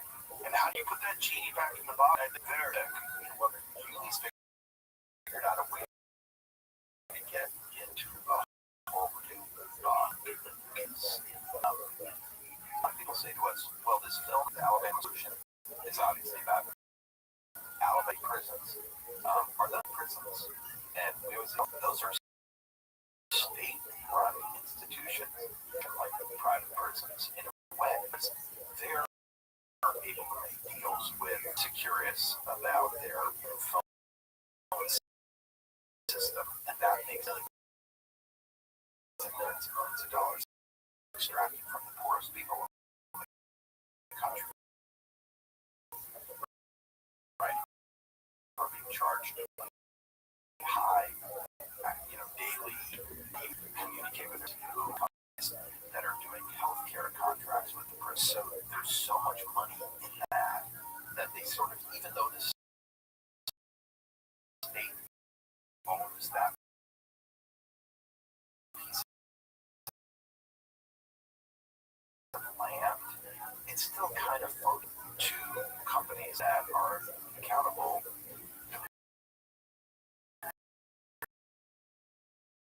shareholders, maybe, but the shareholders don't know. Well, there's certainly more accountable living conditions. The one show was Robert, wouldn't Robert Earl swimming in his what kind of noodle is that? toilet, rats and water 11 one night. Yeah, and why? Because he tried this food in a bag that had to be poured to sell, but that's right, disciplinary for doing that. But his food out of the bag, he puts it on the counter, then the rats yeah. So the rats are out the in this room, one of them all over and people, just to get into him for a second, I mean, he is frankly one of the greatest people I've ever met in my life. And this is a guy who's incarcerated when he was 19. And he was selling drugs in his neighborhood. Somebody is trying to chase him down with a car over, and he should have dies. You would have thought that's a self-kid, right? It was clear that he was trying to prevent somebody from running over the car. And yet, 30 years later, with the light on trying to organize non-violent labor strikes, he's trying to do hunger strikes. Every method that he used to call attention to the problem that parties, once they know that he's organizing a labor strike, he would be an unbelievable asset to society if he were out in the world, right? He's advocating for nonviolence. He's obviously smart as a whip, and he's incredibly motivating to other people. He's got that entire prison system listening to him when they want to be violent because they're so angry at the treatment, and the prison system starts bird feeding them, starts to cut off their food rations to force them back to work. And Kinetic Brother Earl is the person who says, that's not going to solve it. We don't want to do that. So, you see this heat level of that, the talent, thoughtfulness in people. doing things that are much worse. So it's a very confusing message to put in. Especially for someone to the chicks. And then you do this. Yeah, I mean, that's a good point. I worked for a long time on the story of Robert Evan, that his wife and his best friend and his neighbor in Galveston dismembered him. We found the evidence that proved that he did those things. And suddenly I was in a dialogue with LA District Attorney, the LA PD, talking about how to get him arrested. And even if I don't believe in the way that we incarcerate people, it's clear that there's a role for prison. And there's clearly a guy like Bob Durst who keeps killing people.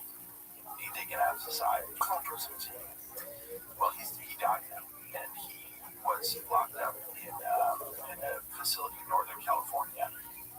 It was sort of a facility for senior citizens who had medical problems. So, a lot of really rich people, as you can tell from, there have been a bunch of cases on this, really rich people hire consultants to help them navigate what prison they're going to end up going to.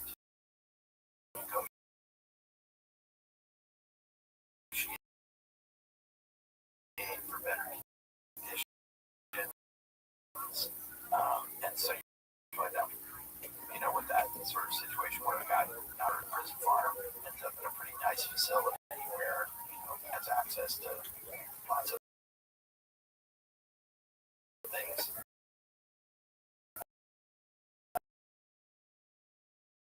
And then you have poor people that are locked up in a place. So amazed that Robert Durst was able to get away with what he got away with for so long. And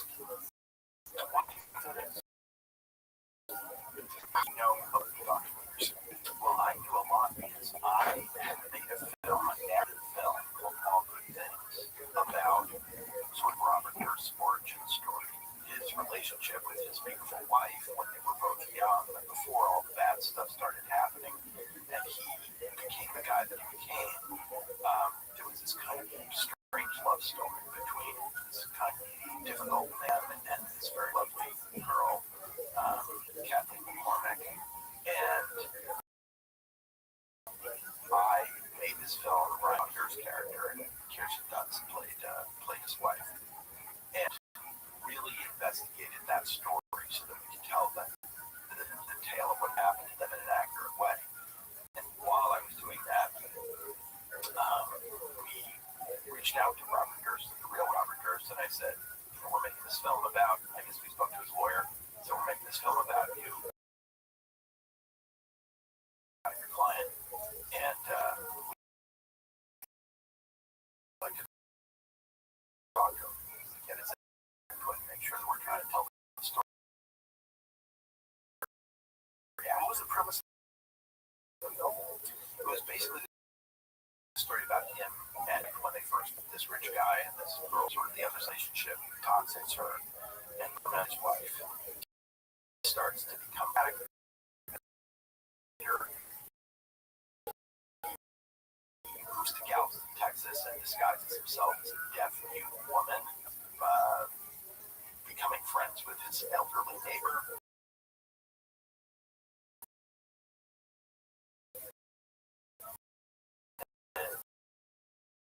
This guy named Morris Black is shooting a Pelican they have because he figured to run, and he dismembered man. He kills him and dismembers him. This, I guess we started working on that around 2005, and it came out 2010. So in 2010, it's about to come out in theaters. So it was a big article about how accurate it was to, make sure that the Bill Roberts reads the article and calls me. And I've had interactions with him before, but that was a success. And he actually called the distributor of the film for years, and he asked the president, Eamon Goals. Eamon and I had Bob was voice. We would talk to each other in a very recognizable voice. So by Bob's tone, and then went to the office and says, "This is Robert." And so secretary walks in the office and says, like, you know, air quotes, like, Robert Durst on it. That's me. And he picks up the Roger calling. I think hell of a job on the film. And there's one pause. He says, the guy says, "Who am I talking to?" And Amy says, "I'm from Bo." Who's that?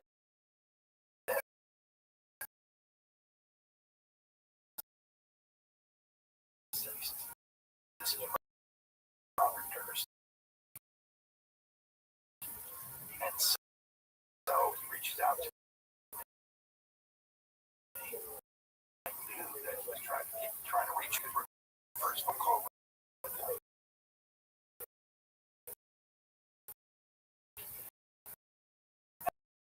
And I call him and I say, I'm keen to talk to the senior MC that calls me. You know, I like it.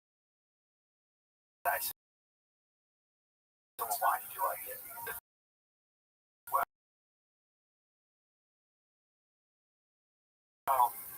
you know, you did it beautifully. The act was just like right 3 times. And I would like to do something with you.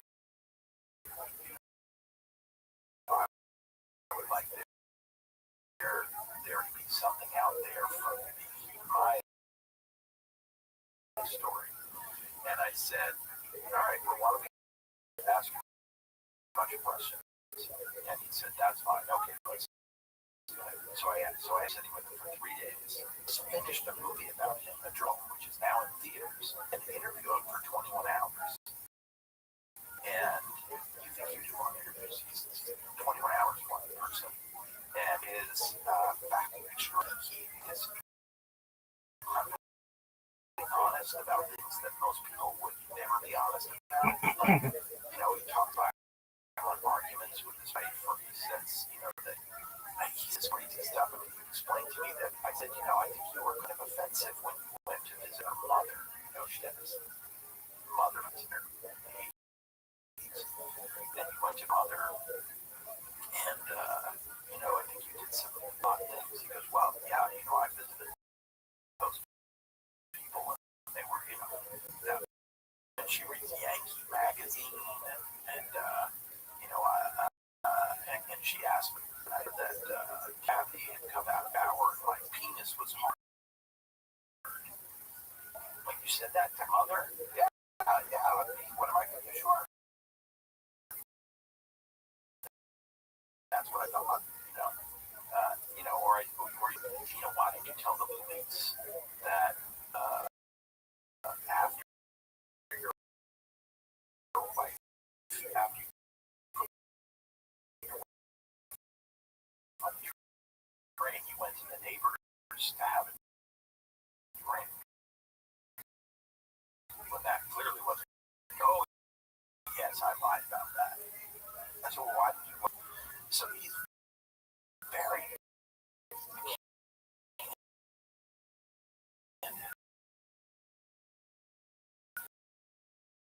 He speaks very, very openly.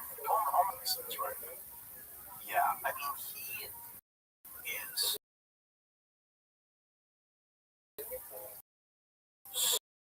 so good. The story, facts that are truly, really critical. I think a lot of people, as I already researched, I knew when he was trying that that was bullshit. But I have to put myself in a position of giving him the benefit of that part of it. That was the only, you know, you got to see where you're trying to hear his version without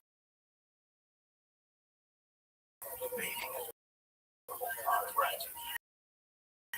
Because otherwise, he's not the type of version that his theory though, he really indicted the top but during the course of it, he admits to so many bad things.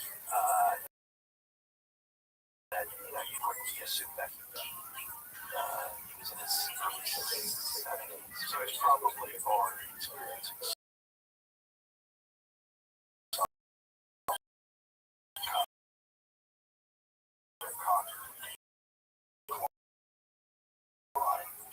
and you have years of hiding all the wares on you. Yeah, and I think he had a compulsion. I think most people that are complete sociopaths, they get to a certain point it's almost too much. Yeah. I mean, at that point, something would happen that you may remember is he find this evidence. Determined that I thought was something police would also use to convict him for murder. But what was that?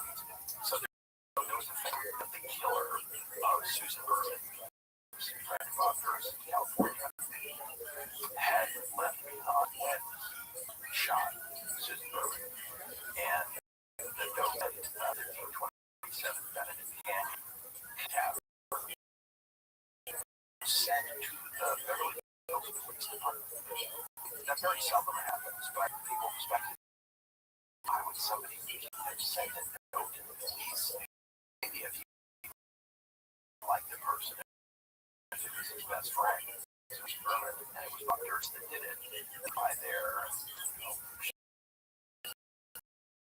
dogs, on the dogs and mess with bodies. He may have just killed her and then left this note. But then later, I have no knowledge about that note. A letter that he had written to Susan Berman that has almost the exact same words on it because it's addressed to her at 1327 Benedict Canyon. So you can see that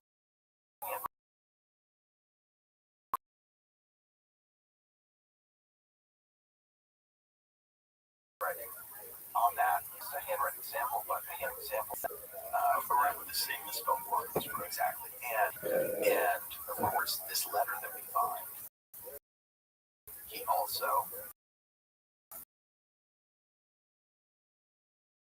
misspells the word government. So nobody had ever seen, or the police hadn't known about this way from doing this interview. And he had always said to me, like, oh, if you ever need me to sit down again, I'm happy.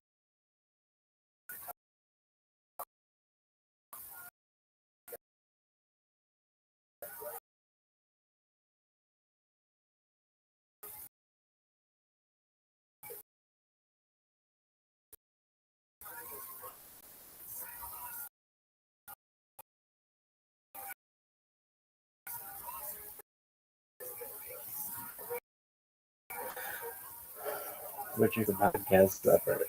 It's the Oman. The couple is it's phenomenal. It's just it makes me feel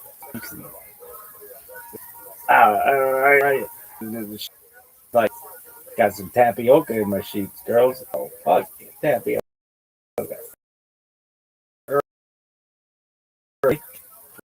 Why not?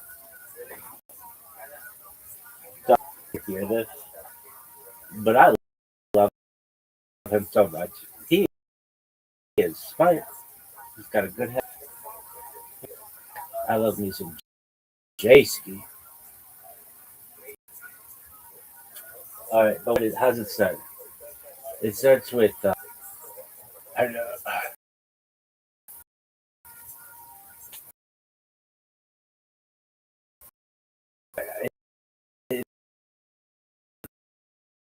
It's like I'm taking on vacation. I don't go on vacation. Fuck no, I don't go on vacation. Your daughter.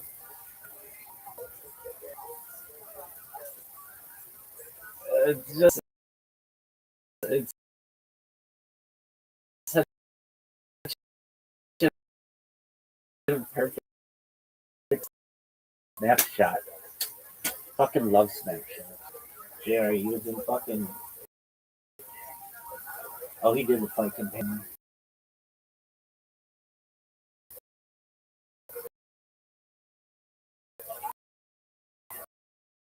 But why didn't he do the fucking real show? He's not doing anything. He's not doing it.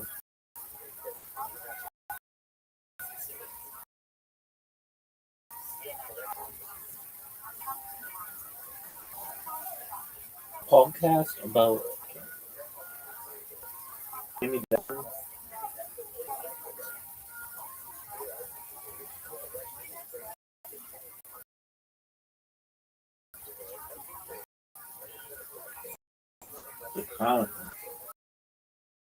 What's he say? I don't go on vacation. I don't take fucking vacation. He's like a fucking blunt.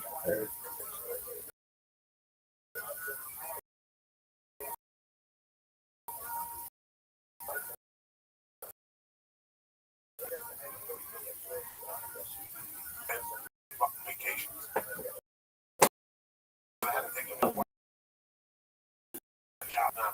I got a wife and a child. I got a wife and a child. But two, he's down there. I love him. But I go to my favorite Chinese restaurant. I do radio next day. They have Shema. the 72 hours. Great. I don't know. Do my 4 fucking shows. What the fuck I let the first fight on Sunday. A school teacher would do. Gonna meet me later on. How tall was she?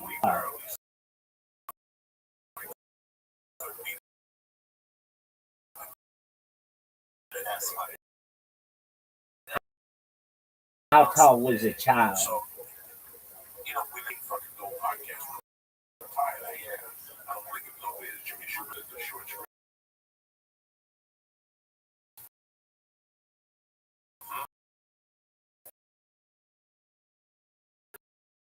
I was just out of the 5.5 hour flight with the fucking. Oh, that's me. See by myself how you fucking pot cookie. Right. Oh, yeah, the face leave. I had quite smoking paper on the fucking bench. This I do there.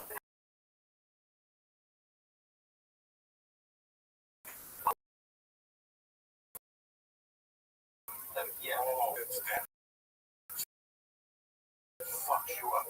So I took that with me to New York. Right, I hit it when I was near the tree. I ran out. I had this brand new 2 gram oil.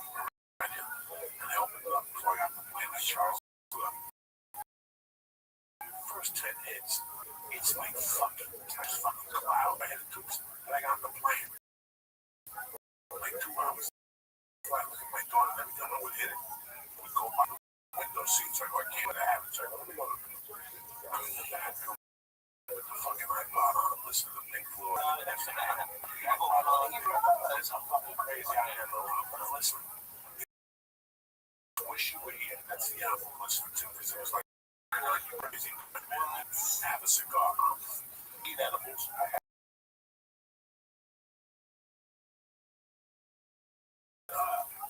had like 3. I was 5 because I didn't get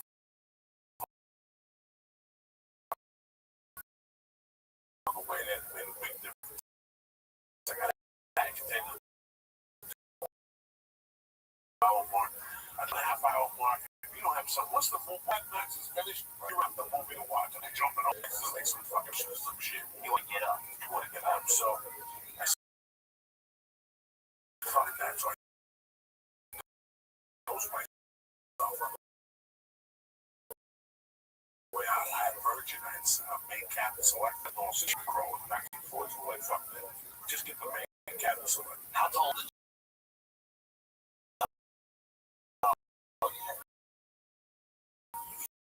she's a fucking mention. She's 3, you know. She's just a little bit. She's like on the back. I close the fucking door and then I'm in this bed and I see clouds. I'm like, wow. What color was that? What clouds? And I made this fucking sound. With your iPod on. With the iPod on. And all the and I see the little red light going on. They're like, open up. Are you smoking in there? And I put it in my hand. And I take this out. I blow a couple clouds of this shit. Well, hold on. Like I broke my dick in the which I really didn't think. It's not fucking. And I put that one. She goes, well, you smoking looked at me, she goes, this is smoke. She took one, they take everything in our bench. Take everything, they look for a cigarette. Oh, wow. And now, what were you doing the whole time? Just standing there? Standing there going, I don't know what happened. I ran to my team, they put plane shifted, they hit the wall. And that's the next thing you know, you people were knocking on my thing and doing, we don't smell no smoke. I wonder what made it go off. And I'm sitting there going, they fucking know, they just playing. Oh, really? But then they were cool the rest of the time. Espionage, bro. I sat there, they were cool. But at the end, I get my wife the keys and go, my mother, listen, they call me in the bathroom. We got arrested, so take the car keys, I'll see you at the house. What did she say? She just fucking looked the other way and we shook her head. What my wife was fucking saying the same.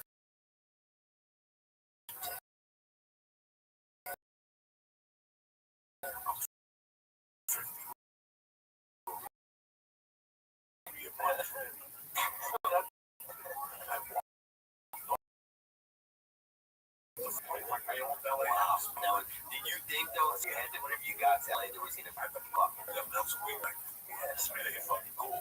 You know, if you get off the plane, it's cool. You know, like the one time I was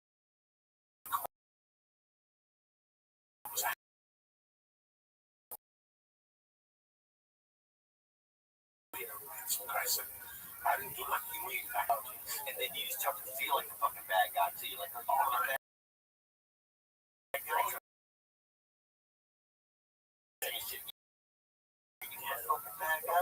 you put that seat back in the bed. And here's what happened.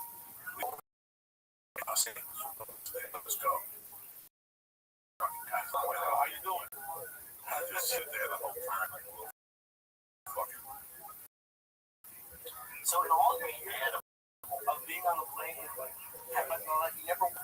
1983, I was not able to, didn't you? Yeah, you told me before the flight. So you can't have heard. Really?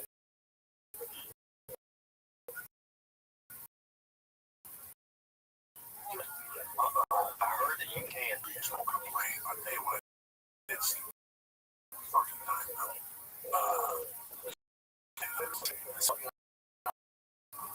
Russia wants to smoke out.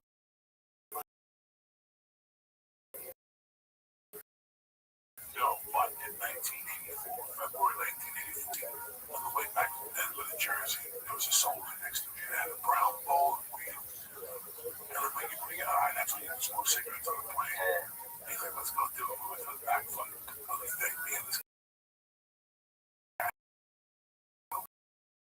wooden fucking bowl. I put the weed in there. He's taking 2 pounds of fucking the whole plane. Smelled like shit. I don't know what that's. Yeah, I think a chick will drive fucking get him doped out of his brain before they fucking press him when they charge us.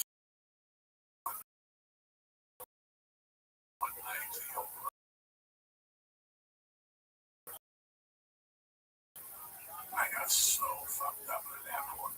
I was a fucking criminal.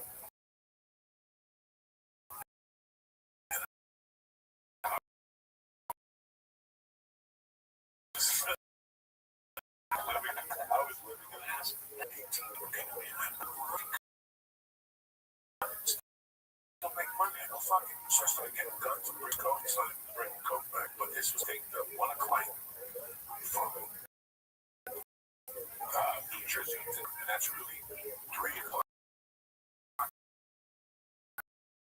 Which would get me in there like at 7. And it would start snowing. I fly with all the cans in my hand. Then I grabbed one. Blow my face at the fucking bar. I remember one night I was at the bar, just drinking one wine in the bathroom. I kept putting the coke locker. And I went in all my money and was taking the coke and became friends with the guy at the bar and then started snorting. We got fucking lit at 6 a.m. I stayed in there for all night getting fucking coked up, jerking off in the men's store. Fucking back. It's dark and that's fucking oh my god. Bro, you're stuck. You fucking ideas feeling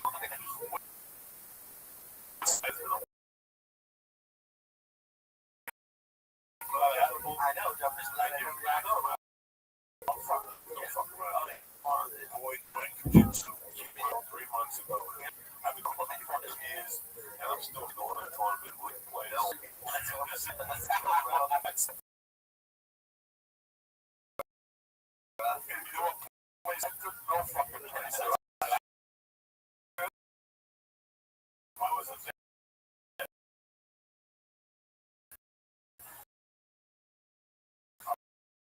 Walking around a fucking Central Park with motherfuckers in my heart. And they never up. I did a little bit of a like bronchitis.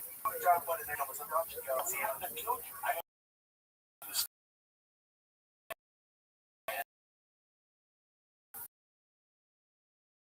What was the next like? I wanted to see you. Like, never good. I wasn't gonna like physically die or occasionally someone breaks an arm or something. But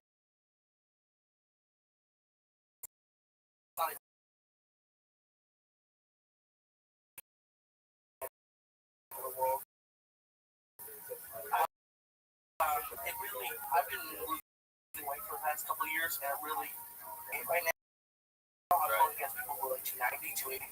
So it's a situation for me. Pretty like, did you smoke first? No, I can't imagine doing that high.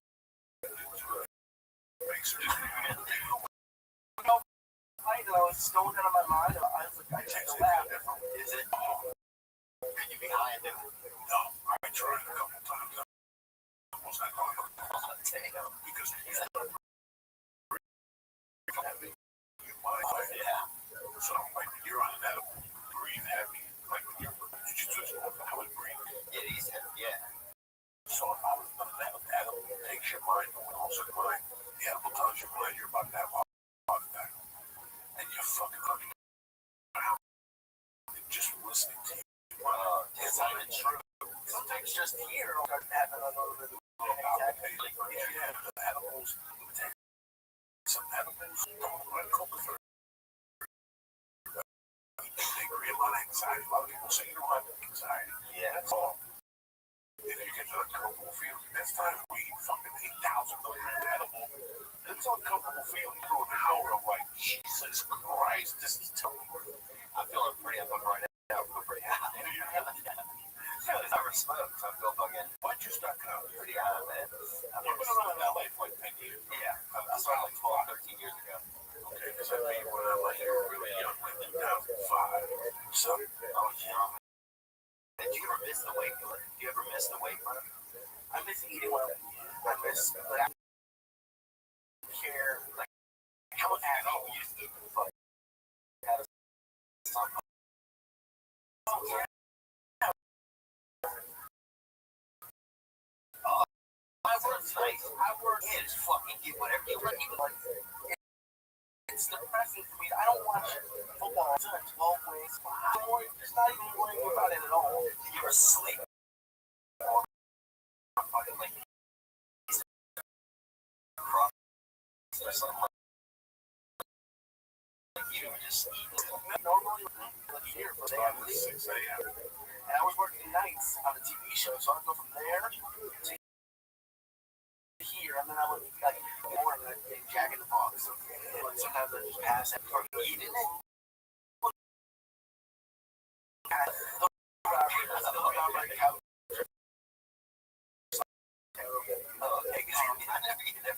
Like people's like fucking eat every tells their weight loss. So my name is just hot chocolate and fucking cheese, man. When you just fill it, I used to go. I got 15. That's the highest I ever got. Yeah. Every night, getting to receive.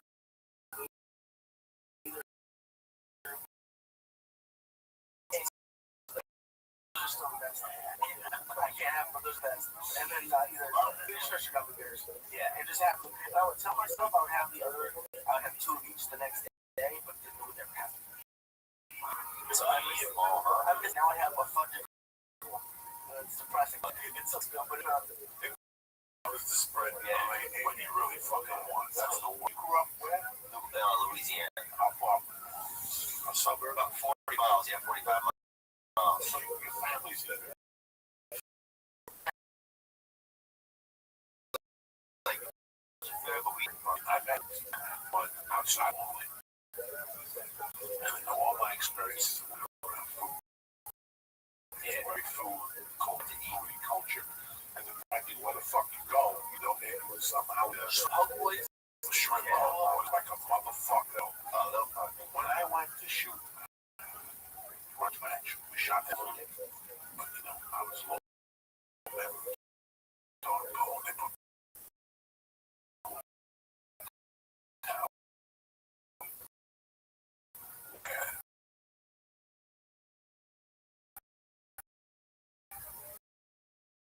they give you all meals are inclusive. Yeah, and at first I'm like, I'm free. It was all like a 7 dessert. Tough food culture, so you're in great shape. You take care of yourself. Yeah, what you eat, what you want. It's not working.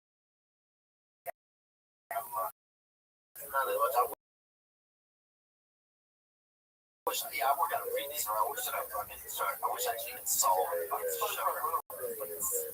would give anything to be as skinny as you are.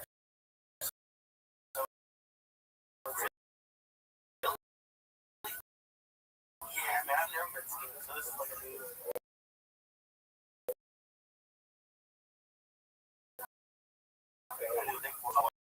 Your whole life, I feel a little bit different.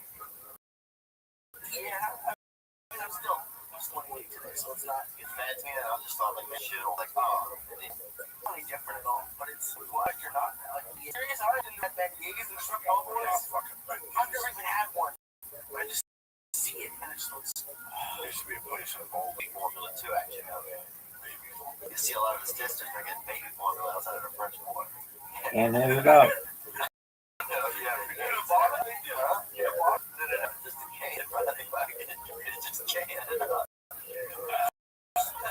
And up.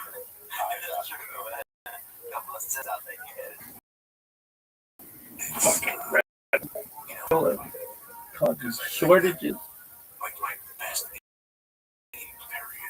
Where you guys going on vacation? No, well, it's drinking fucking baby formula, cans, French Quarter. Oh, we did that last year. Where are you going?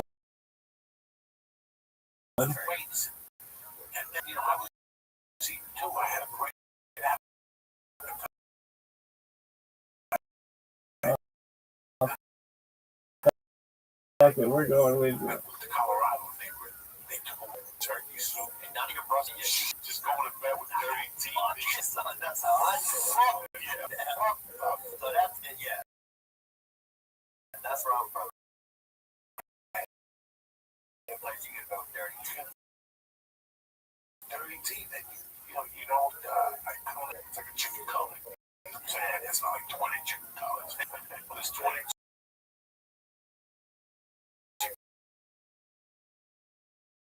You can fuck shit up left. Don't eat a chicken color, you apple.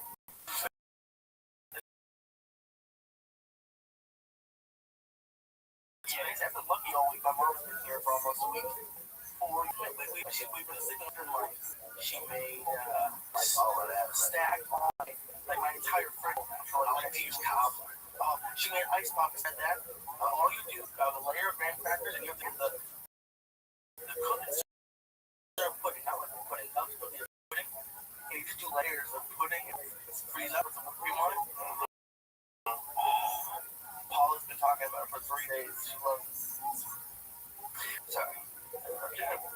We used to this game we would fill like people's 2 dudes would fill them up with sugar, and then you would slap each other in the fucking cheeks. But here's the thing, bro.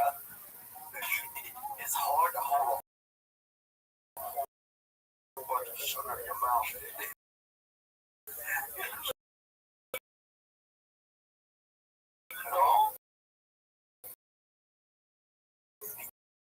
Keep it all. Well, here's the thing. It starts as all to get harsh when it starts to dry out.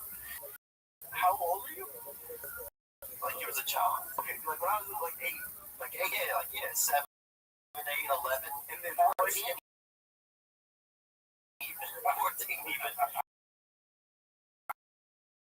And it's more than an 18-year-old chick. Fucking 4 to 14 shirtless, bro.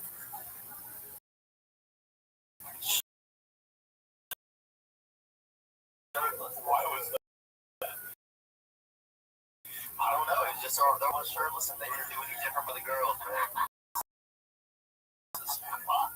Damn, she's like a long hair. She's like a, and she just goes shirtless. Like, no people. Oh, I don't know. But I never. She was in a children's school. All over. I never saw anything. There was that much fucking sugar in there, Bobby. Yeah. Well, it was a cheap game, bro. It's like if you don't have a bunch of money to go do something, you might just off of sugar. And then y'all just got to slap. There was a kid by the name of John Cook had a bag of always green since he had a brother Brian Connie. In those days, kids that have ADD and they had autism, he was just retarded with the needs. You know, that's what I got, man. And they used to talk. Yeah, we call them gods. Oh, they used to make them drink piss. They pissed up beer bottle and clothes.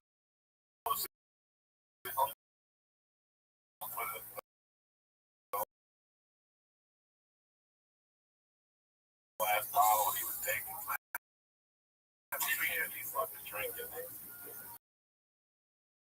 I was never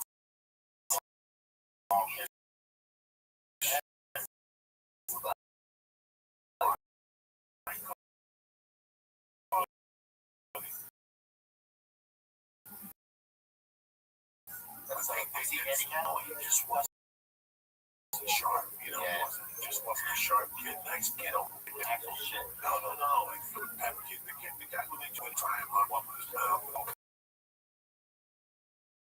and smack him below the egg of the whether the Monday with the next day was Goldberg. They tried to go to hiding. I did that club before I met Lee at the club in New York City. One of the first times I went to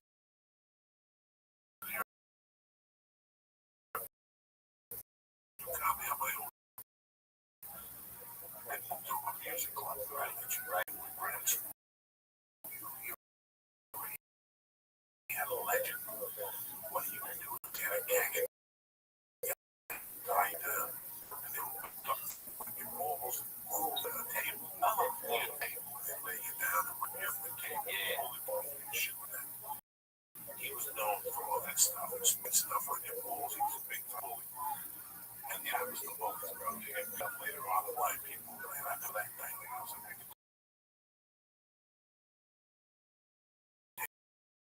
this fucking damn. And I had already a plan to get coming in the trial pies. Like, you know what I can do?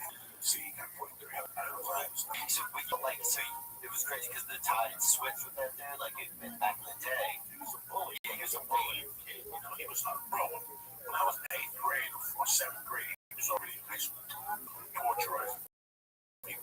They said if you play football, be careful. If something happened, then you hit a bar or something, get this friends to give you tape. Especially if you were Spanish or something. Yeah. That shit got racial. It was what it was. Yeah. It was what it fucking was. We had one Mexican kid that should have cartoon had these Spanish people. We had one, this kid's name was, I think it was Nick, right? And I remember we all had science class. And, actually, in science class, I had these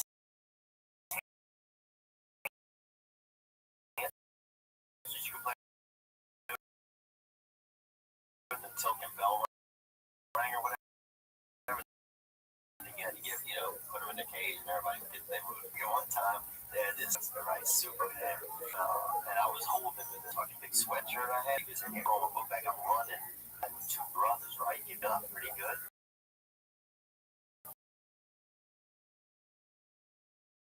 And one of them fucking killed his hamster and was still in his pouch and fucking punched him. For Superman, I knew something wasn't going to be good. Yeah, I think his name was Superman.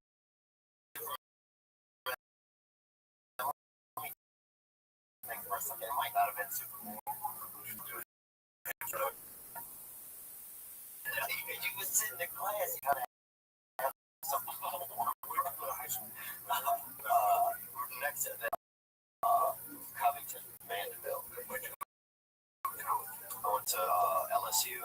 University of New Orleans. So we made it through. Oh, dude, the town I grew up in. Get the fuck out of here. He lived and died in the fuck out of here. And went to middle school in our fuck out of here. And I'm not saying it's not a bunch of infected monkeys because Tulane University has a private testing facility in our town. And a bunch of infected monkeys got out and let us out of YMCA summer camp. The police remember they came to summer camp. What? They just have kids. Not kids, they're the tallest one that we helped them look for. I remember surrounding a couple of checks outside of Kenny Rogers Roasters, dude. Probably one night. That's true, dude. We were they surrounded some chips next to a Kenny Rogers Roasters. And then this shit got racial, like people go around town there with it. I mean, this is fucking. I mean, this just shows you how far in the South York you were like 90 monkeys just escaped from this place, whatever. You literally have, people riding on guns and fucking Confederate flags. It's like, dude, these are animals, man. Like, real life. It's like the shit almost got. It was weird. But these fucking monkeys, like, they planned it. Like, it was great. Like, it was. I just drew that name on paper on Twitter. It said that basketball. And I'm sitting there going, what kills me about today is they're doing biopics about people. These motherfuckers don't even know that movie should have been 20 weeks after he fucking died. Yeah. But then I know he played, I know he played at LSU, I know he played the Jazz.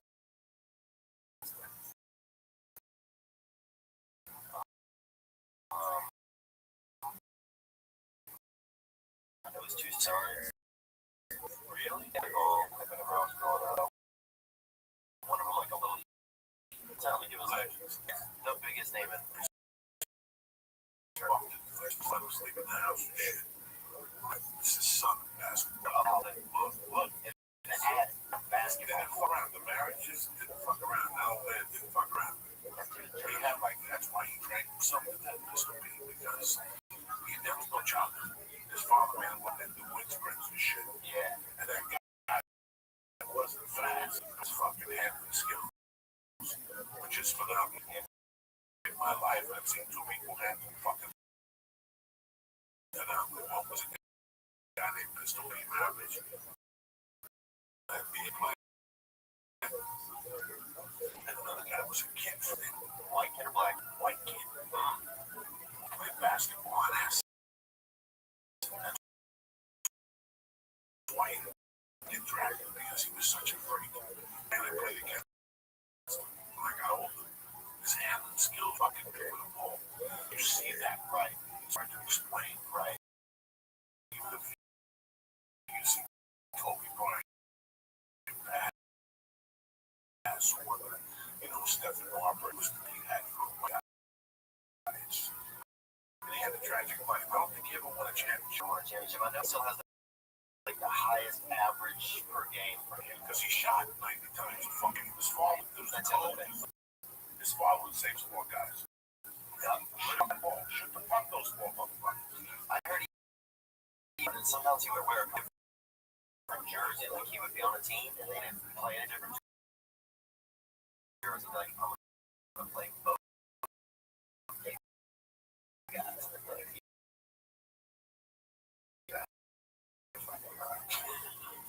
It was nuts.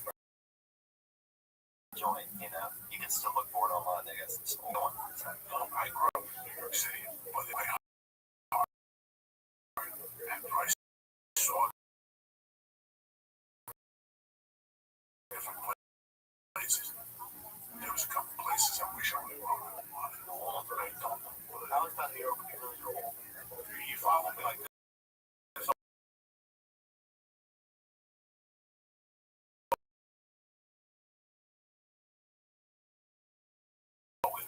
Places like that. Yeah. I love being from where I'm from, but if you've been around, I always go. I don't know what.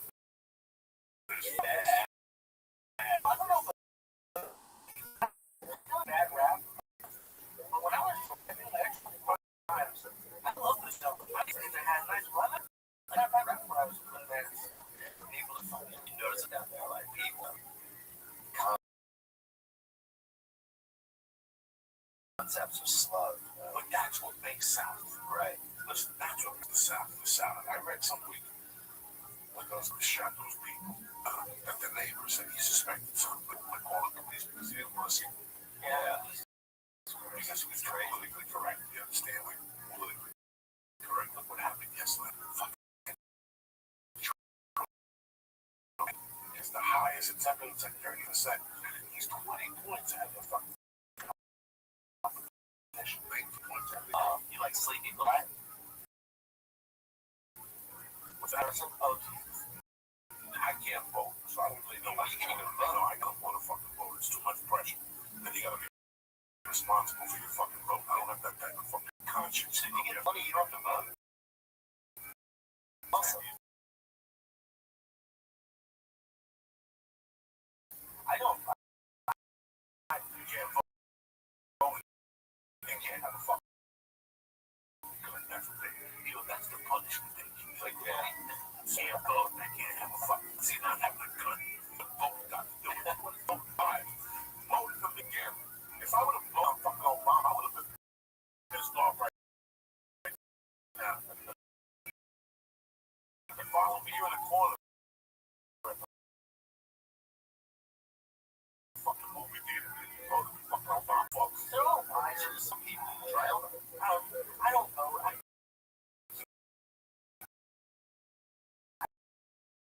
I got nothing. I was a mom. Follow them there again. When there's no problem, it makes sense to the public.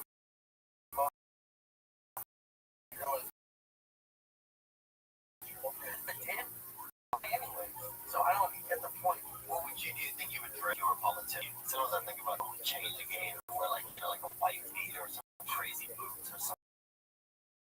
You know, like if you were like some of the things like if you was a governor or something, I feel like see them like a no jack. If I was an American, if I was a voting American, if I really was a voting American, you know, I would abortion. And that's got nothing to do with the price act. The country's in this country right now. We're going to do this out of this name. There's no stepwise for your 2 terms. Let's go for 8 years. Yeah. And I'm going to do it first. Take care of it. Second on the agenda looks third. And I'm going to go for homeless people, really. Like this fucking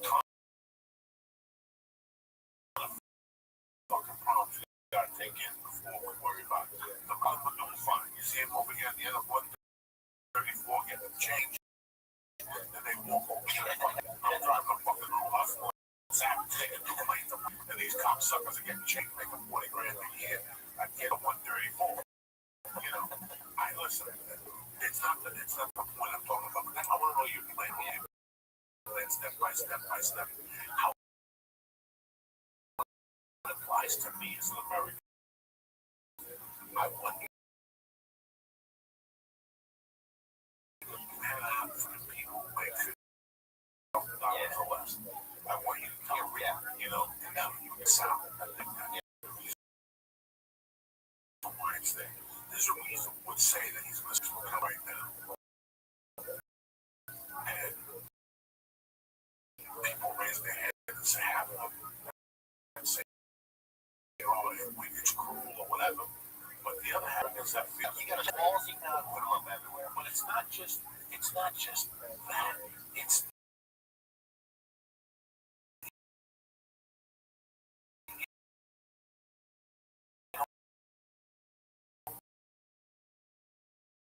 look at the fucking the white dude here, like some people who shot the movie theater. Like not just so here. Listen, you said it best. You said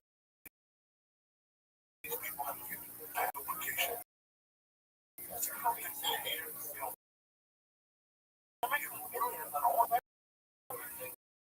it's just, and I don't know how people want to go around here. Well, you can't. I just tell you, a lot of attention. Trump hadn't said about Hispanics and this stuff about Muslims. I think a lot more people would be on the way. I actually read an article yesterday that they're predicting that Trump is going to bow out at the end, just like he did the last time.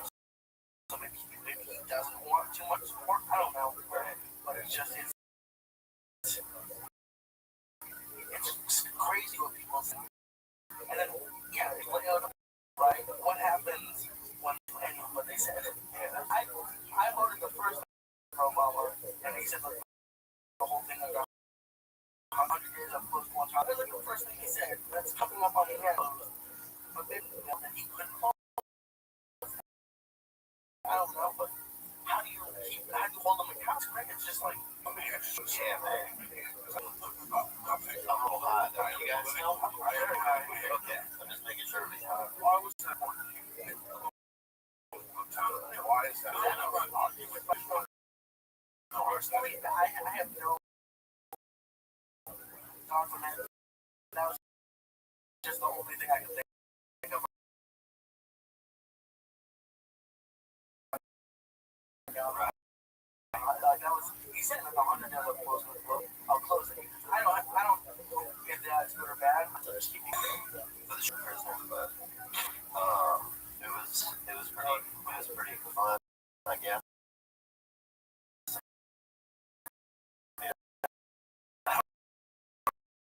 I mean, it's chilling there. The chick, it's that what made you want to get on stage?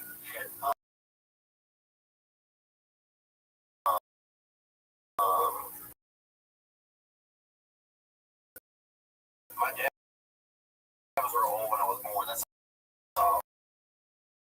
70. When I was 7. You shit? No. But yeah, I wonder what kind of hats I would wear. You ever wonder? Like American flag? Yeah. Like a little piece. When somebody breaks your I guess no, you're on the street. Yeah, we're streaming right now. And so I was 70 years old. That's crazy. How was that? How was it? It was pretty nuts, bro. I'm very high. Oh, really? Oh, yeah. I didn't know most of the people listen to it. Super high, you think? I thought it was funny when you said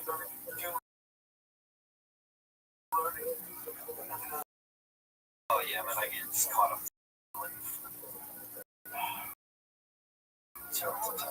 I'm pretty high, dog. I said. I gotta do what he said. I said, hi. What were we talking about? What? You know, it's sometimes I wonder, like, if I was so high for us, dude, I wonder if you came up to yourself, brother. You get like me. That's right.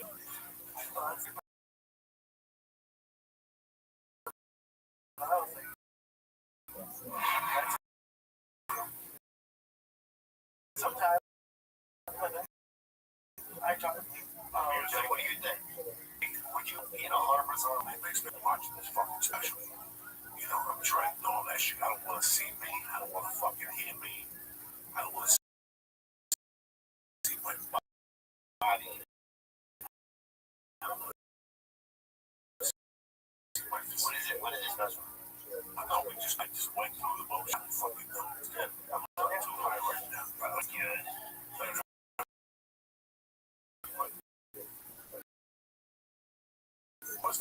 I don't know. That was like this. Just throwing it out there, man. That was his first time. No, he didn't. He did very one time before me. He's still alive. He'd be old, sorry. It's be almost on. He'd be 106. I'm sorry. No, you only get 22 from one. I know you've been around here for 10 years, baby. Yeah. I don't know. It has to run mama, like, when I think about mom, like, who the heck?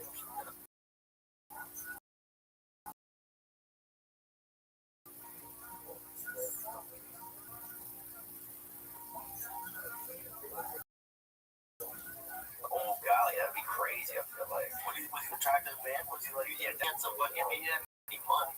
So, like, I would have thought that I would have old dude. That's how it was. You know? 86. So he was around till he was 16. God bless. Yeah. Got that out when he was 16. Yeah. That's a good point. Yeah, man, it was so like old because was just a little bunch of like kind of big, like this bar sometimes with them, bro. The lady would give me fucking. I had probably like you nothing to stop me from on the spot. Just continue to put your all the dance off. Just continue to put them in. And this lady, my dad said, no. And this lady wanted to like poison or something, So you think they do like weird shit like that? I don't know.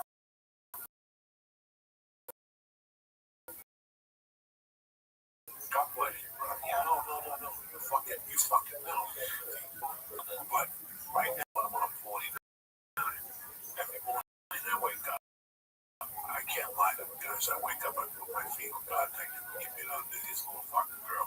All I want is enough time. Give her the fucking mentality. That's all I need. Let her work it out like I worked without my mom. That's ready for me because I feel her gonna die. Blow, I said, man. God knows. If you get shot by one of these things, who knows? Yeah. But you always, I always took it down. Like I would say, who the fuck would have a kid if he did? Albert Johnson had a kid if he don't know. Why would you have a fucking kid? Yeah, that's the most selfish fucking thing in the world. Also, I knocked my life up. Like, wait a second, I want to live with this child, right? But fucking 70 and dead. Yeah, I got 2 younger sisters and an older brother. So, same mom and dad. My kids have got 2 young sisters. Yeah, man, it was pretty wild. I mean, I guess I'm trying more about what it was like. I mean, I don't know what the I remember, like, my dad would fucking, he let me drop, like, say, as soon as I was tall enough.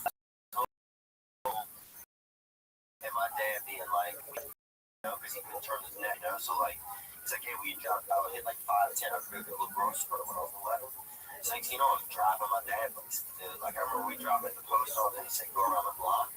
And, I went around the block, and fucking hit, like, 7 cars, and it's fucking cutlass, like, a Delta 88, like, just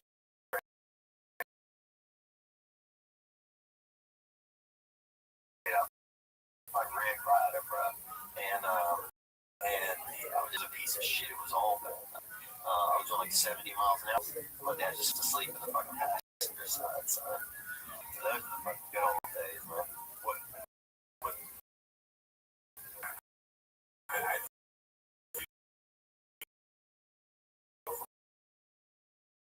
feel a little bit of you tell me the stories you have me listen to all that, right? So I can see that people share that same little twist. Because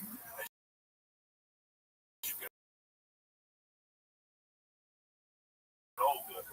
No good fucking that right there when you're 11, you're that like fuck with them. Yeah. That's cool. We were all begging to drive the fucking out of it. That's know each other. Oh, yeah. Parents give you a lot of trust. It does something. It's good and it's bad. Right? And they saw life for what it was, except and I bet now when you tell those folks that say the story, let me tell you something. You know the outlook. You have no idea that you had this life. You couldn't even imagine that shit. Right. Most of the time, steal a car to me. And there's so many good points growing up. No matter how you grow up, as long as your parents were around, right? Just having a life is great. I know it's tough. People get adopted, they get stabbed, they get beat up.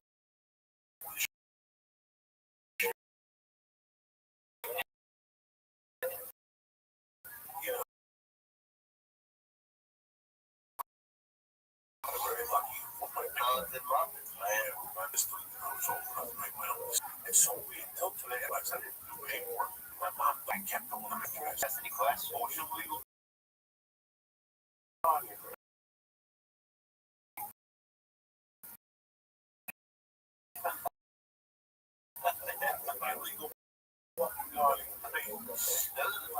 I think before some of the technology we have now, one of the reasons why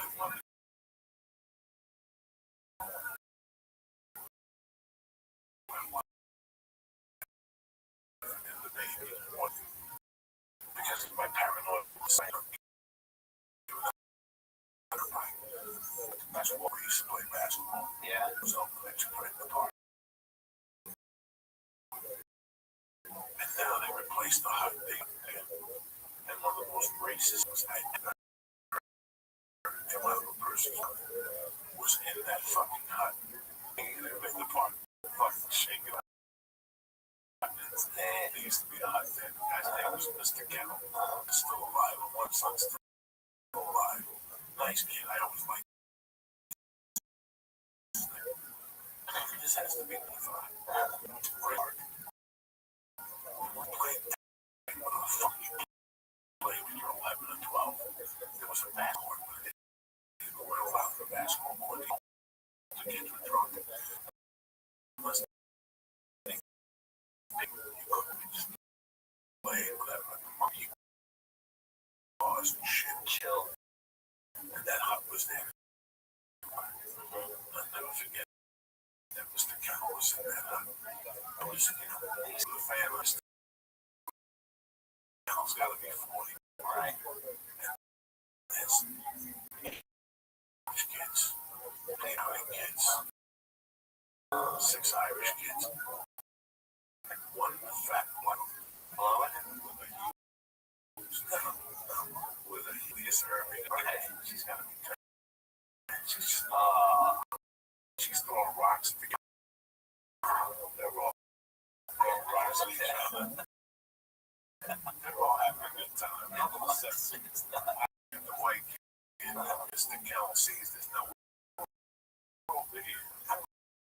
Oh, what the fuck? He sees this, he slides open the window. He goes, hey, don't let that nigga spit in. Right. This is 1975. Right through it and sat there prior out. That was the great, and all of this kept spitting like a white kid like that. All of you.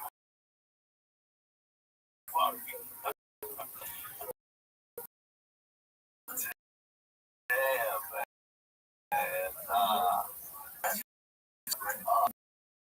Well, that hut is gone. My point is, they had this, kid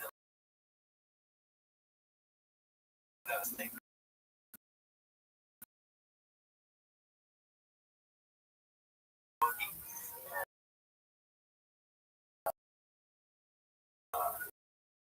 the dad was like a bus driver in our town. And he used to cut our hair, right? But they cut out this Billy style he had out to the same.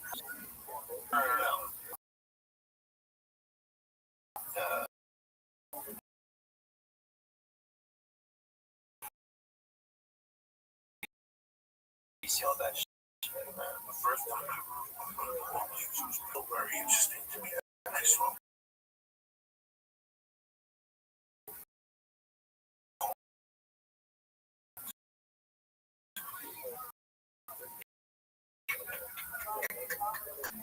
Richard Gere and Kim Bassett. Taylor, that's a chick that shows a pussy. Oh, that's my, who it is, Sharon Stone. Right, this kid with that old No Mercy movie that came out in 1987, about 46. It's about white motherfuckers children.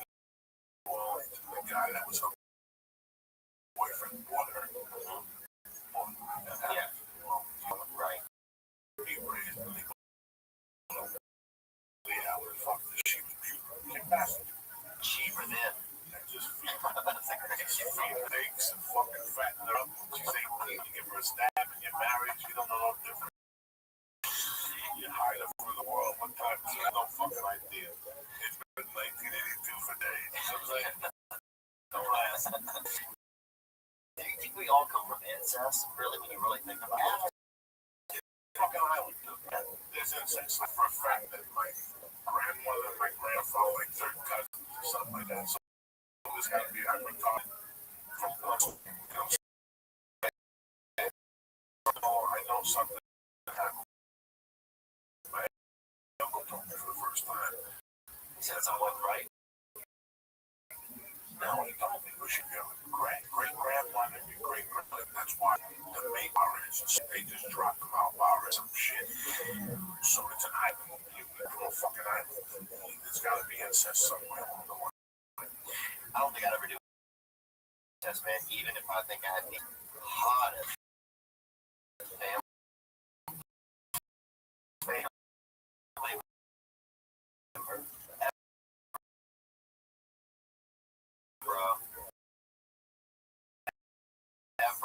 dude. Listen, I have boundaries here. We can't. I want to look at it. When I was I had sex with like Puerto Rican cousins. When your families grew up together, you know, real character. I should look. Be a nice woman. I had sex with a little girl. She wasn't a little girl. She had right there. Wow.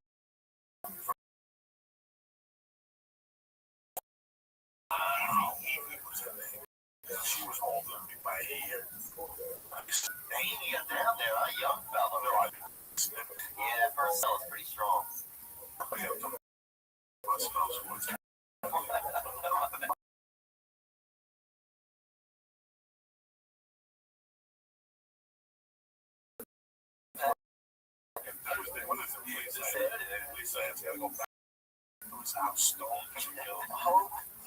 why? Why, man?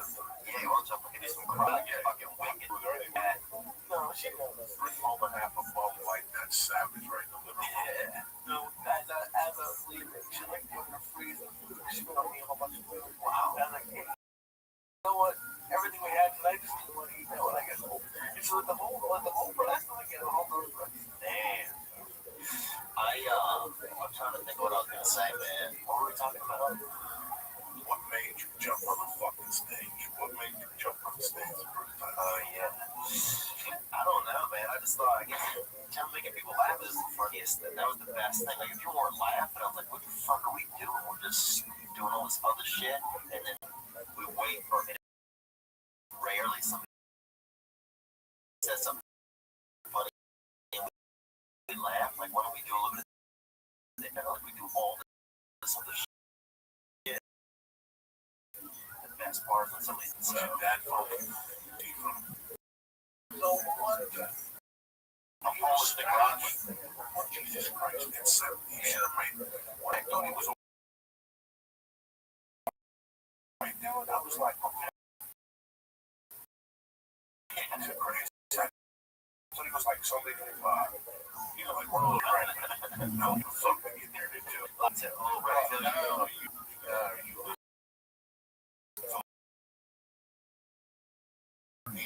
no Spanish dudes. They got sperm eggs and that for the fucking night. I swear to God, something else.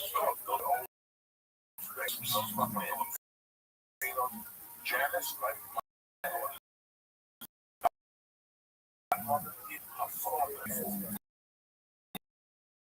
yeah. Wow, bro, they can do semen. So, I watched the movie all the other chick. Yeah, like, look what you're the fucking like 20-year-old. Yeah, man, I remember. Oh, Puerto Rican, you were talking. They used to say, that's when you guys. Oh, I was with the first Mexican kid we had in town, right? So we had class with the hamsters, right? Going back to that, right? That man, Mr. Blackwell's class. We had the hamsters. Why you keep the hamsters after school, right? That was, yeah, just being able at the same time, right? Everybody would get a different pet. And we used to play this game where you would, like, somebody would lay down and you would put a snake on their back or a fake snake on their back, right? And you would play guess if I have a snake on my back or not, right? And people would literally bet.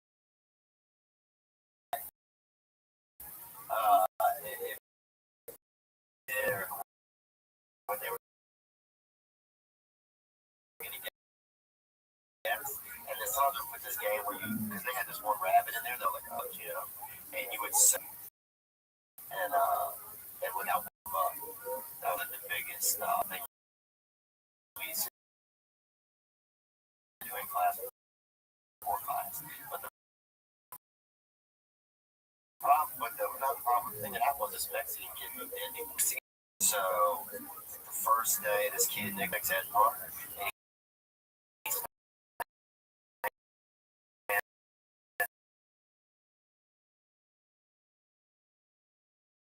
he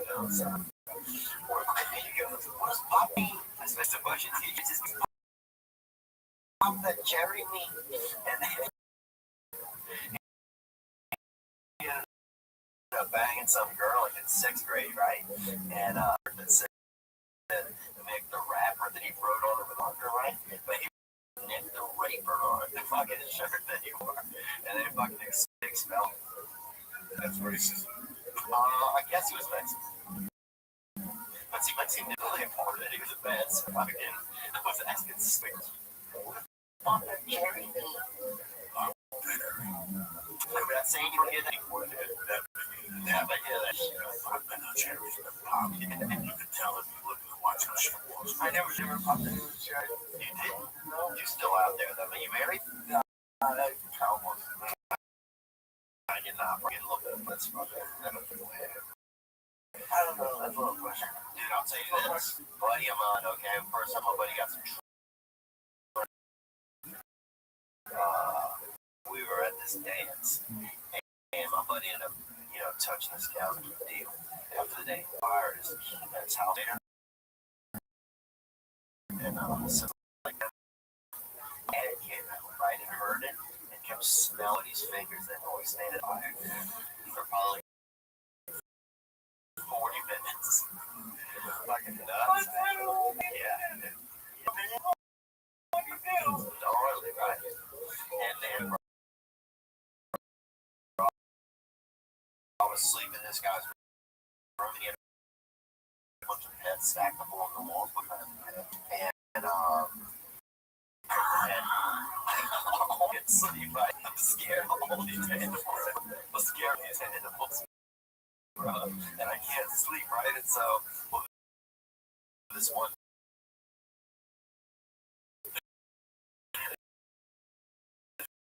This dog barking, man. I'm so hot, dude. There's this dog, and you can just hear moving in her cage, just get a big snowman in the middle of the room, spinning, right? So it's like all these pets, right? And even though we can sleep, keep them awake, because you gotta think, a zero paper, that's gotta be like, a fucking tornado going on. We don't think about that, So I'm fucking laying in the bed. Thankfully, this dog, and then it keeps me company, right? Even though it's outside. Outside, like the window. I can sleep. I can smell safe, man. And that's what blew my mind about the world. Like, how good at one moment it got me so. And then 7 hours later, people open up freaking animals because it was barking, in the woods or the barking down in the woods. They said they can hear everything. Imagine you have something. You fucking be angry with your neighbor, 4 I don't know, man. Or if you find it says, hey, I'm talking about killing dogs, so you gotta bring me down. Exactly, man. If I bring you down, put that down. Fuck God. I'm sorry. Cicely told me his girlfriend don't go running. I've been the press on it.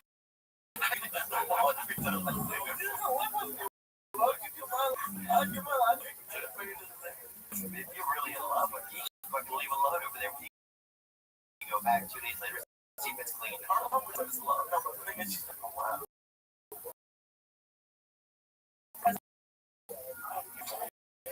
Start trying. There you go, bro. I feel bad.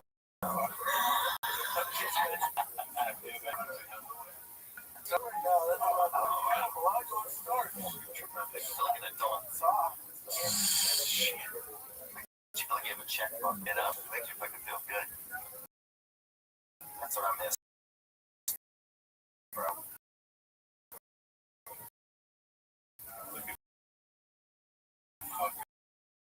You gotta go to the house. Nick the Raper.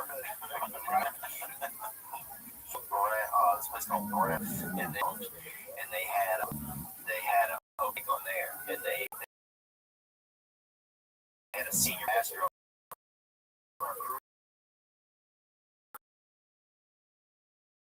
that had died, right? So it was keeping it in the freeze and just vague shit like that, and kids were kind of laughing. So then I got up.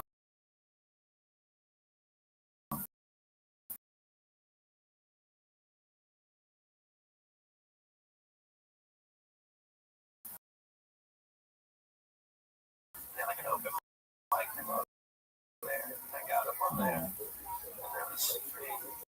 much fun, you know. You're a dark kid. I like that fight outstage. And I look at this fucking kid. You know, I trust her. Thanks, man. Well, I killed him. Actually, I never did hear one of them are really good shit. That's what we got, man. The big bush on. I used to work summertime, right? And this was let me cut the grass. Huge bush on. So one day I'm just cutting and I backed around and turn it around and I'm fucking it's dark. There you go. You killed it? No,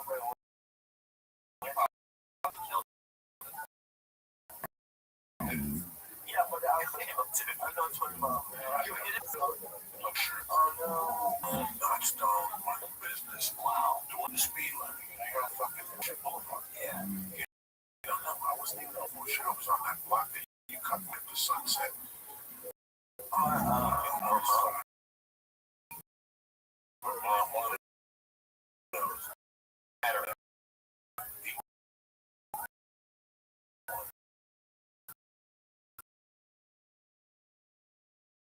said, fucking a dog. I hit him straight up.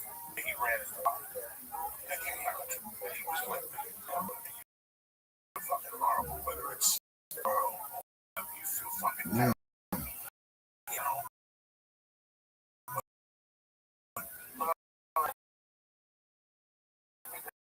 I had a great time looking at this. Thank you very much. Brother, you had dogs? I'm ready. Yeah. I didn't have a dog.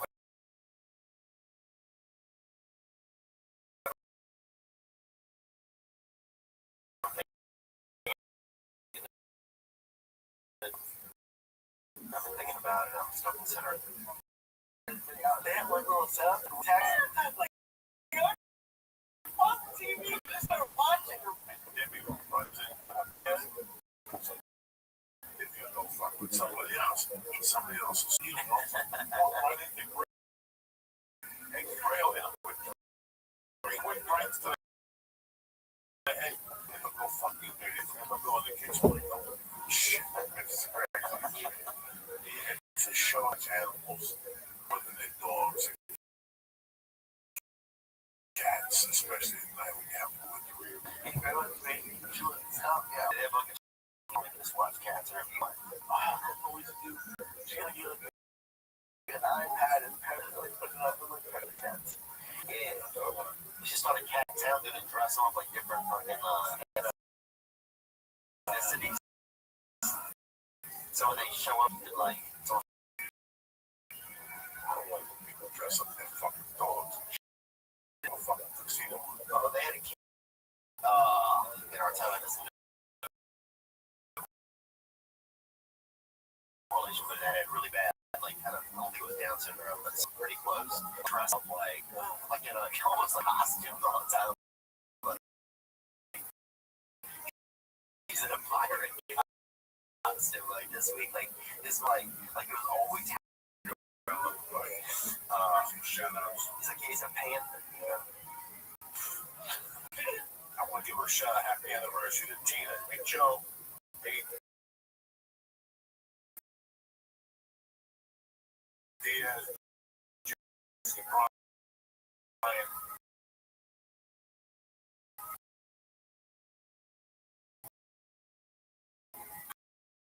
Peter Van. Jim Jorgensen. Paul Lynch. Jack Bratcher. What's happening? Listen, it's a wacky opinion.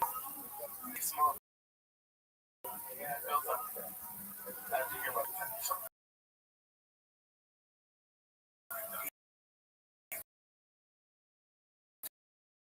Yeah, there's a bunch of great whole family, like, giving some kilos for terrible diseases, like some happy times of the law.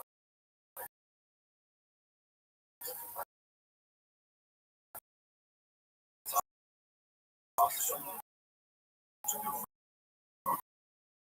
Great heart, man. So they give them blood, bringing sandwiches. Listen, man, it means the world of people when you listen. Yeah. We live on a planet attention. Yeah. Everything from the heart. Yeah.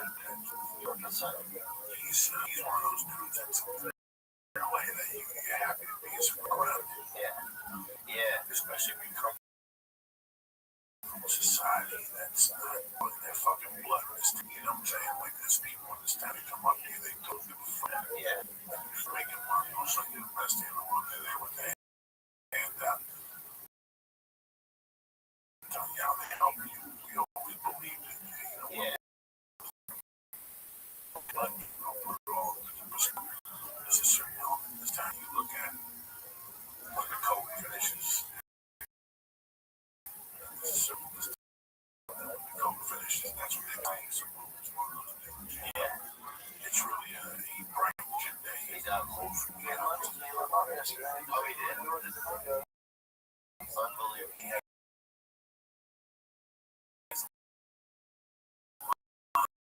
old school values that you look at.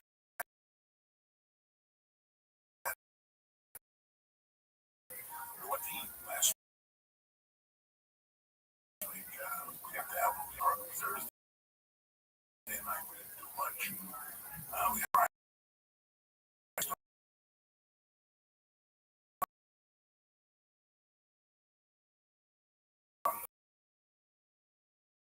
a fucking joint.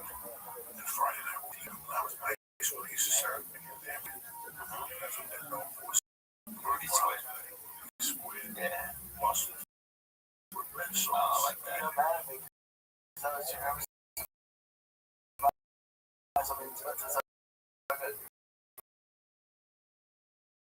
And it was still delicious. It was amazing. But I can see something. My wife asked me what happened. I don't see. Like, Yeah. guess what happened last week? She went to the bathroom. She came back. And she was like, oh my God. I saw you were in a park with a hippie. I didn't know you were close. It was fucking amazing. Like, what are the chances? Good side. Side partners with us. And I saw somebody. You don't love this story. Nice girls. And I saw it.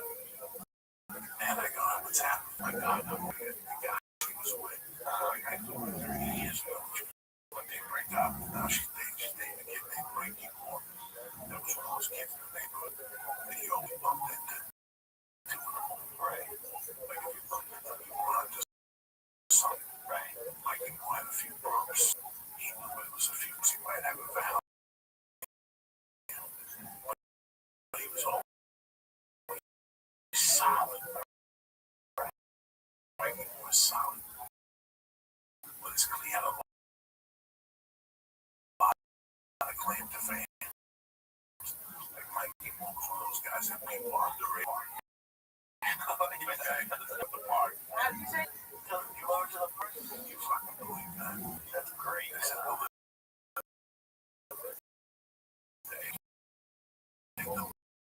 we went to next door park. When the guy came, well, listen, went to the Chinese food. Got the came back and gave me a little taste of the thing.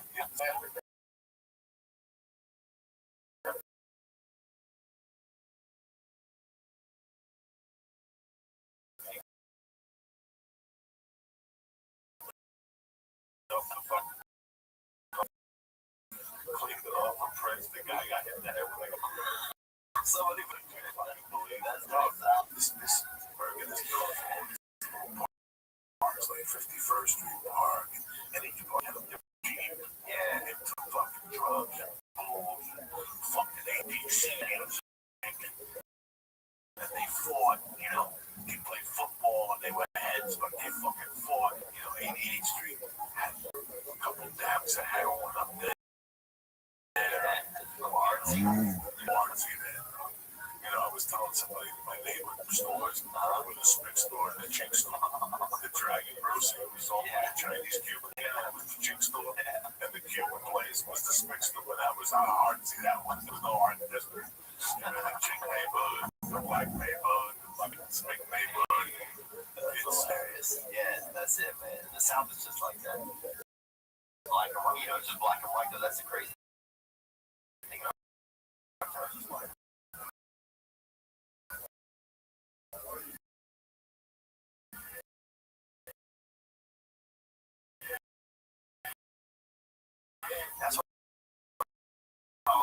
maybe like New York, New Jersey, you have so many types of people. Anybody call you? Yeah, I had a buddy. I had a buddy who's like couldn't help me move right in San Francisco, so I was like, all right, I gotta get meet him right now. So I just went with,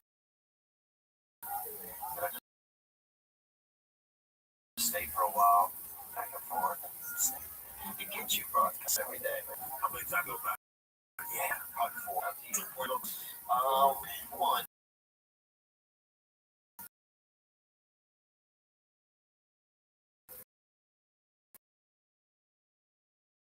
One plane to go back and drive. Yeah, then I drive. Get a rental car. I got nieces and nephews now. Actually, I had a thanks. Yeah. But, you know, I had you on the show Glories with the I think you're solid. When I got to the store, I noticed things. yeah.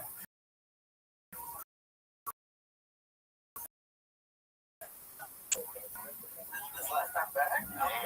1997. Oh, okay. I got past February fucking 19. Wow. When I get February 24, I'm going to have a pushing match / fisticuffs in front of the comedy store. What saves me is Betsy's getting out of the car. And she goes, what's going on, guys? And she sees me. She sees the other guy on the floor. And she looks at me. She smiles. So she knew what time it was. Yeah. So, I thought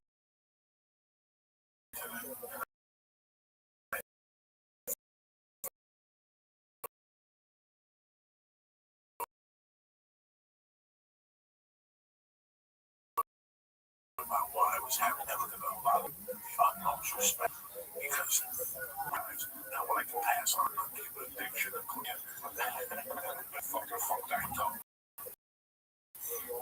When you go they didn't do what they didn't do, but guys, they know this. Those guys that you fucking hate on me, don't they on thank God. I think Facebook's like someone, right? They were miserable at the end there and they sneered instead of sitting there and being supportive. The young guy, I don't stay. I go my motherfucker over. And when I see you back then, you have layoffs, you could cancel, fake an injury, done whatever. You go back there, you fuck up, then go give it for Joey, you fucking bang it. I watched it. Yeah, well, they got old. So I want you to understand where I'm fucking from. Dog, I got your beat one time. If you want to fuck me.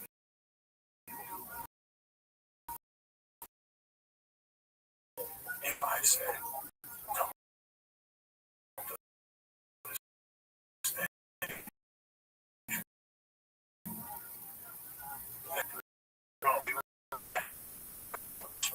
was something in that moment. But to this day, I hate that guy. I don't see him ever again. And I won't see him ever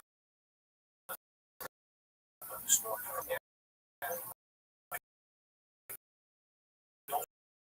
All the guys, I was there the night he brought Joe out of himself, and they had to stop the show. They would have took it out.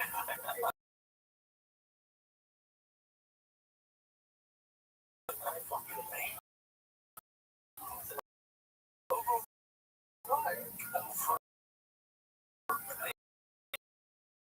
Intro the guy gave. It was 30 grand, 12 fucking feet like this young kid comes in and he's on an NBC show. Meanwhile, I don't even fucking work clean.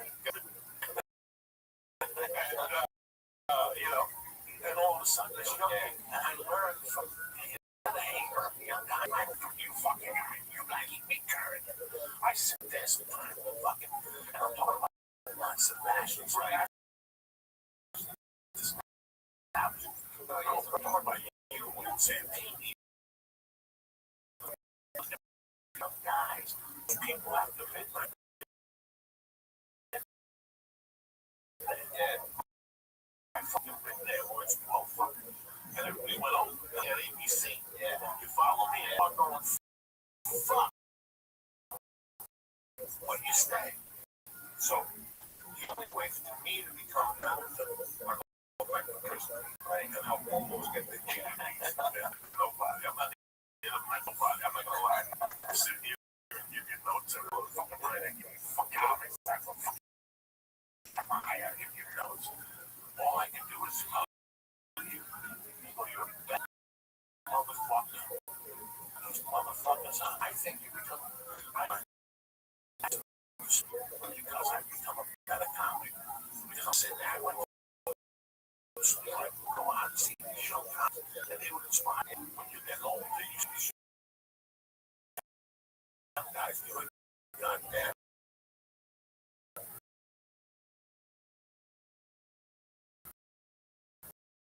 Like, I'm my motherfucking game. I gotta get to do that's a good idea. And my backtrack, I remember when, you know, so I had a top team. Yeah, man, that's, do you, that's fucking, I mean,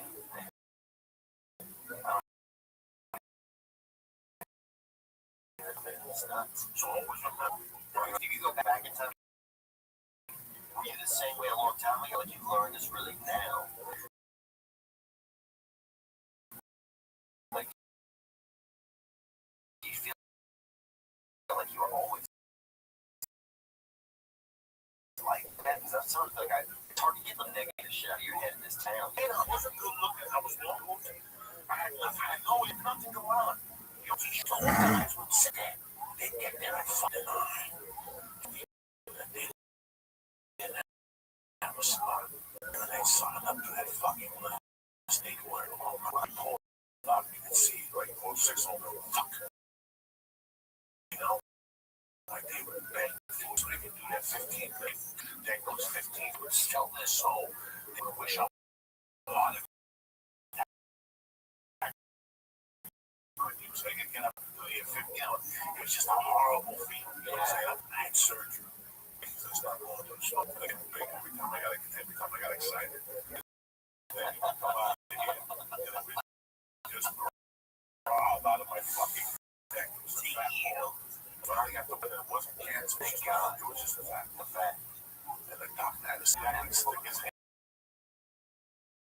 down there and take this fat ball out.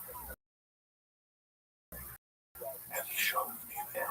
I'll never forget the first thing I thought. When I looked up, I don't know why, but coming out of the station, my wife just want to see the fat ball. I took that.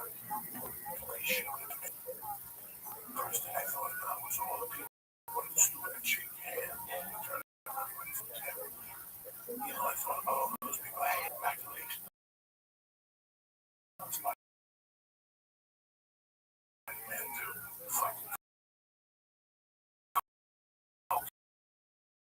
and right. Feel like, your team there. You go home. 20 years ago, I'm on my coke. Guys, I was jealous of people from 97. I'm like 98, man. And I figured it out. If I stop being jealous, I could take that as a jealousy of a specific human. It was a jealousy of how to fucking get it.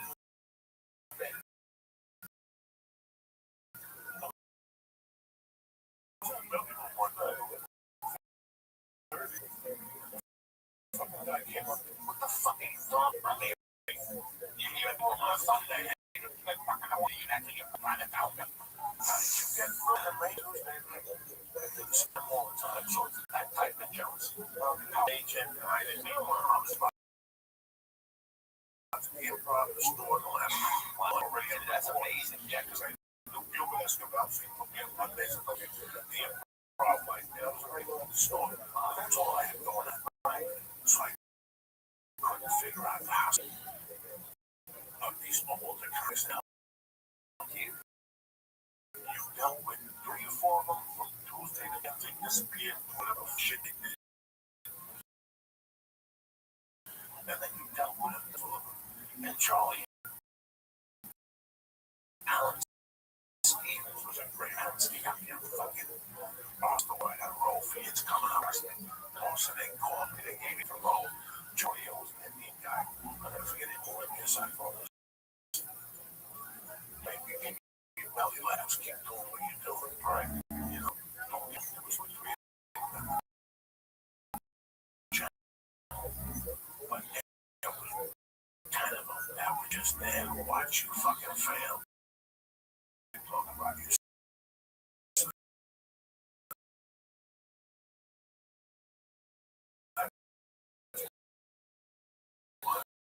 I give you guys all the respect. Thank you, man. I know you don't want the man. I need to respect but you know, the one never allowed me to get you.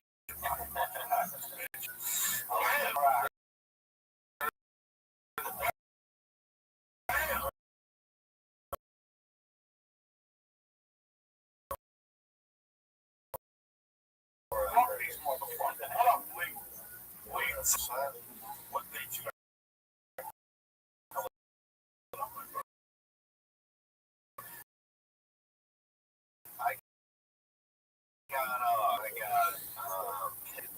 I got Boston the 17th and 18th. Yeah, I Boston the 18th and 19th.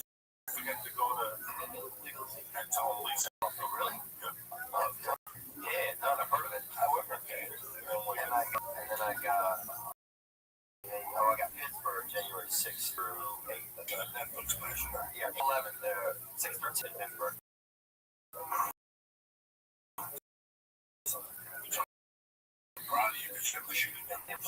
Thanks, yeah. Going down south, too, man. It was awesome, man. I've never felt so much love as more from a hotel, and all that just came out to fucking, just like blew a lot, man. Like, it was kind of like validated, like fucking, hey, you can go into when you're a kid, you know, man. Maybe people like, I was like, okay, first, yeah, I don't know. How old were you the first time you left?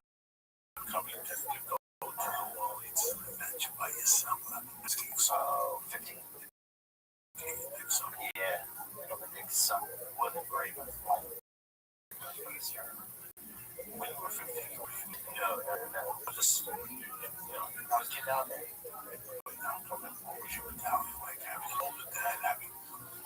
Oh, I knew I was very aware. Very aware. And you were more aware than the kids your age. You just didn't say that. Yeah.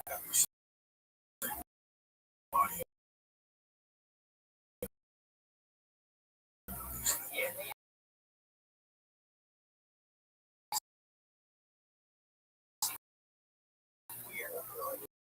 I've always felt a little, I've always felt guys like me so much, man, because it's like one of your sense of forgiveness is to get to that spot in your life, you can just be so open. So, it's cool.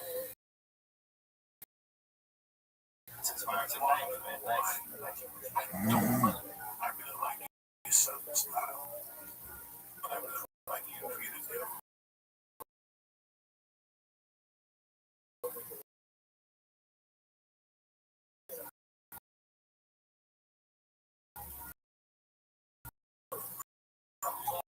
Family show, I can. Yeah.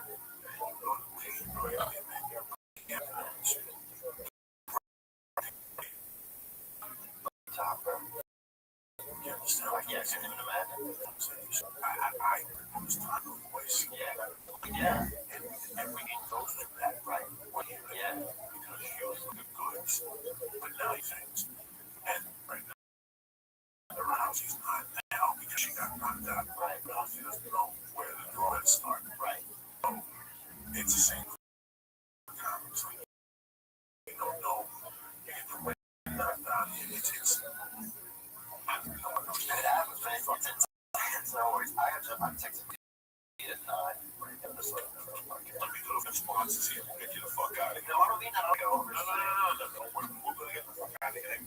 Well, yeah, the Jordans. I'll come back for 6 seconds. So I'll watch that shit. I'll watch that shit. I got I have our Netflix special coming out at the end of February. So check it out. It's called Double Dependence. And you know, I love all the young guys are watching it. Call my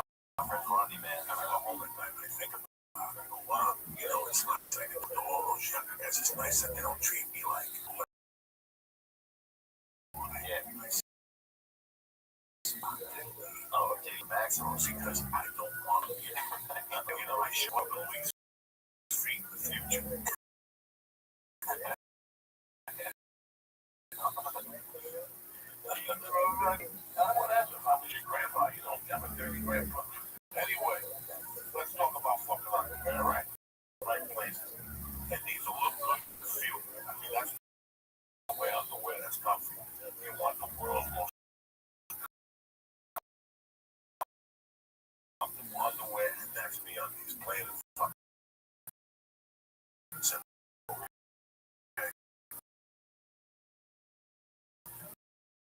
I love it.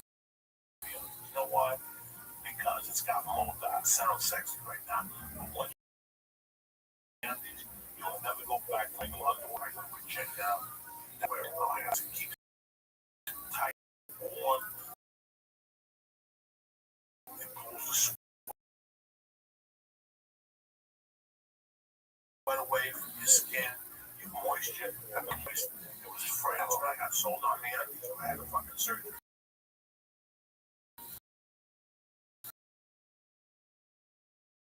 So they just with me undies, you feel more comfortable for. Plus that me undies is a ton of different. It's only $1 for him, and they on it. It's like we're nothing at all. Only better. Always is around the corner. Make me undies. It's too late right now. But you know, it was double late before New Year's. You know, you never see the motherfuckers on 25th anyway. Alright, so do me a favor. Knock your parents' stocking. Who cares? Get them a pair anyway. Get some action. Everybody be on these. Now, everybody needs a pair. I want to go to these.com right now, Joey. You're going to get 20% off your first order. Plus all orders in the U.S. Tell them, look at these shit. They love you first. You get the key. And you get a full refund. Plus the tax. That you have nothing to lose, okay? What's the name? December 10th. 13th. You know, these will arrive on time for Christmas. Plan and fucking simple. Means you got till. Go to the update now and get 20% off your first order. The world's most comfortable footwear. Head to head with a little pair of underwear. Go to MeUndies.com/joining Undies.com/Joey. Fucking weapon one with the sabotage with the swirl. I love those like the black ones are a little too tight, and they send me these pants. I cut those in the underwear. So yeah, go to MeUndies.com right now and get /Joey. Get 20% off your first order.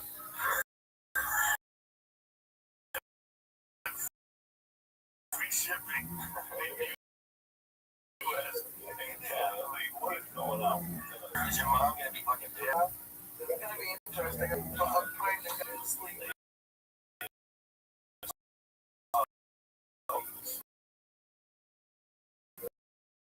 You have to. You got a periscope that. Yeah, periscope. Mom coming in. Yeah, but the one guy stop. Somebody's certainly now over the holidays.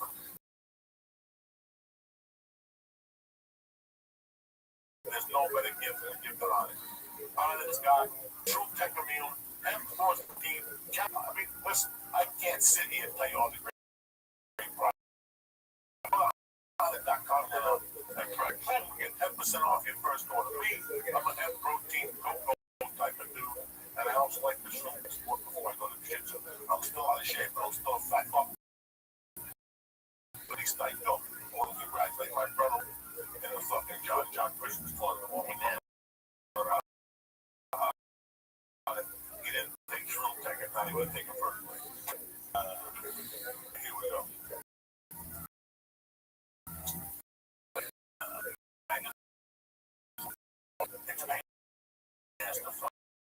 But guess what? Carry your fingers in. Let's get into something about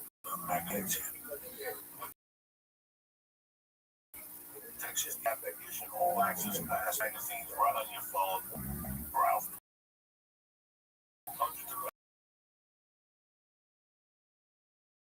magazines and check the articles that interest you the most. The Texas editorial team recommends stories for you daily. Plus, they curated collections let you dive deeper into the topic for your favorite. Texas law. My list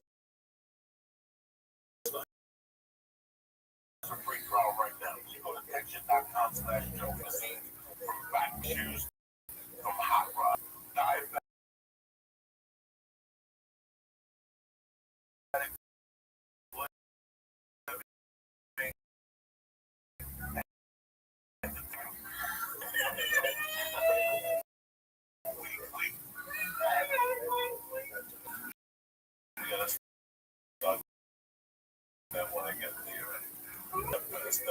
Listen, I got for you guys for now.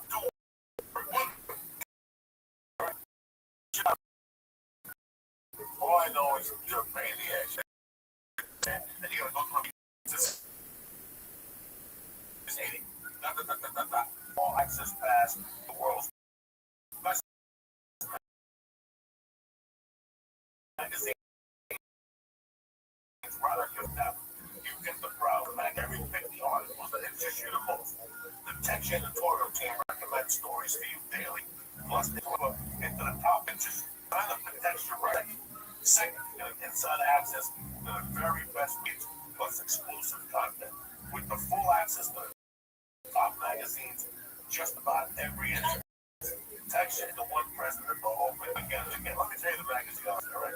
You got Bloomberg Markets, Bloomberg Money Sense, Runner's World, Rolling Stone, 17, Champion O'Hare. You got Vanity Fair, Woman's Day, The New Yorker, Talent Today's Parents, Surfer, Teen Vogue, The Hollywood Reporter. I can go on for an hour for all the magazines they got. The best thing is, Texas offering my listeners a free trial right now. When you go to Texas,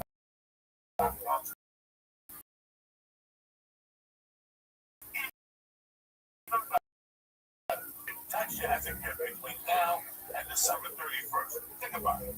Issues for one on newsstands before December 5th for free. Right now, when you go to Texas.com/listen, man, you'll fly.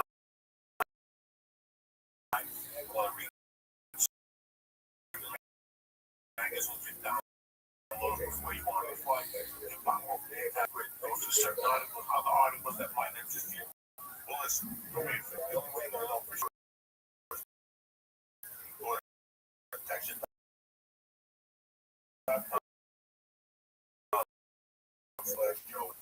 Get a free trial. Articles, whole issues. It runs on what they're going to do. If you think about it, I like these here. Your type out, let me tell you what else I got for you guys. Because I'm giving you all the I got before the holidays, so you don't go and joke. What the fuck? You don't tell me what you got. It's the holiday season. You don't know me. You show up at these fucking places. You don't know what the fuck is. Yeah. You know, like right now, I'm looking at a gift card to a police head. Hats. You don't know what the gift card. I got the fucking 8 questions. It's cheap, dude. I think it's doing right.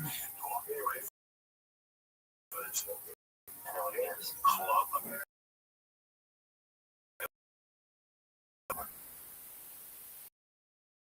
It's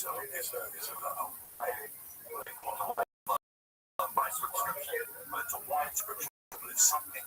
It's the read the glass wine membership. What that means is you can make money. That's what I'm confused about which wine to drink. Why today, you get a headache after they drink the wine. It's the shopping that causes the real headache. The choices, what to learn, and enjoy it. They got beef, guaranteed, some that stuff. Especially on the holidays, I hate all this stuff. This is why I recommend this morning. I joined the new wine club, Club W. They changed the whole game. It's easy. ClubW.com. That's ClubW.com.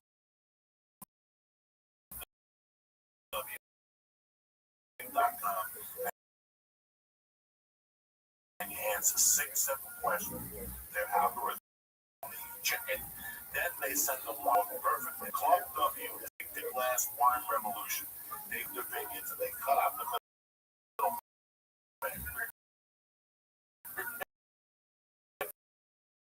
Which saves you dough. So with Club W, you get premium 100% guaranteed that you'll love what they say. Let's do this. Let's end the fucking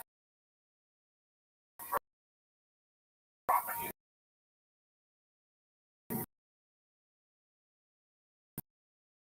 Right now, Club listen off your first order when you go to clubw.com. You start drinking, you know you're gonna go to club.com/joy. 50% off your first holiday shit with fucking wine, right?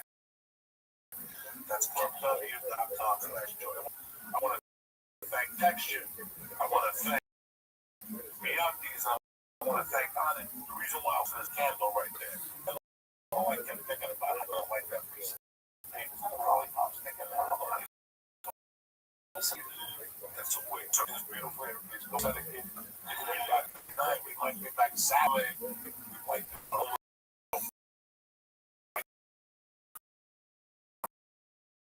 hanging on Periscope. I want to thank you. Site had to go back on the fucking head.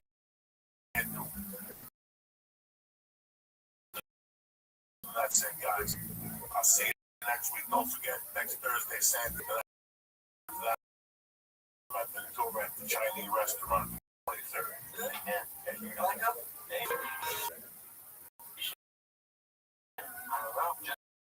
the vegetables are just like a dummy. I'm the one person that This show is brought to you by Tracker. Never lose anything if you're on Tracker. This show, the Church of What's Happening Now, in a special discount of 30% off your entire order. That's right, 30% off of your entire order.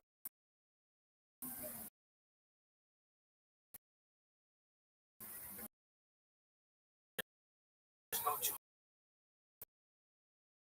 thetracker.com, THEtracker.com, and promo code church. That's right. The Tracker to get 30% off. Allow hundreds of dollars instead of thousands. Go to healing.com.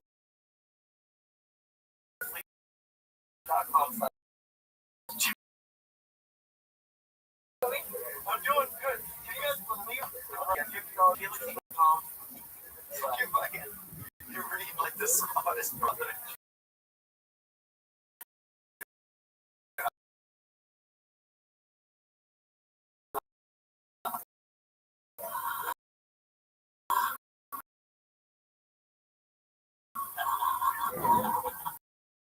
Oh no, it's real.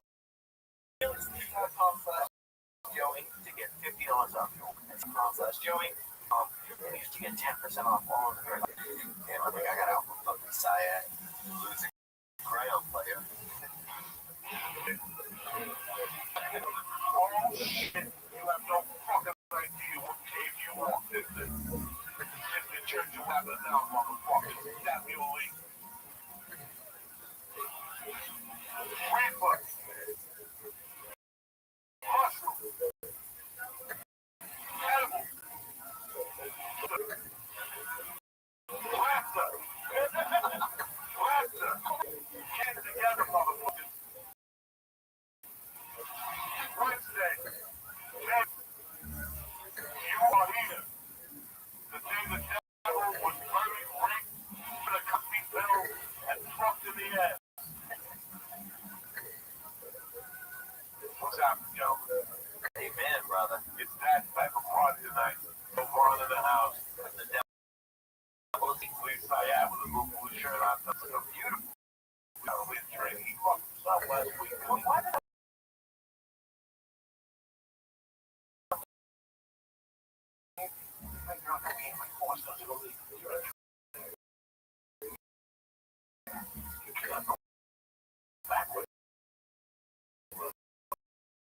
cut it down. So we fucked. For 2 nights, I picked up the grams, bring in mushrooms, hash, 500. I know that. You were trying to marry, I was hoping to like.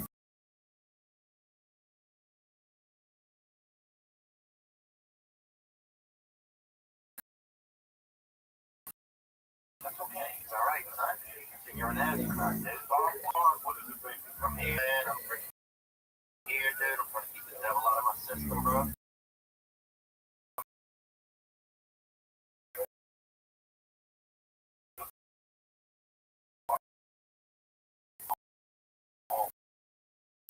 I'm feeling positive, dude. I think maybe I need another, bro. Get your daddy. Little foot turn. That's the worst one of the day. That was the main one I did. Among the big ones.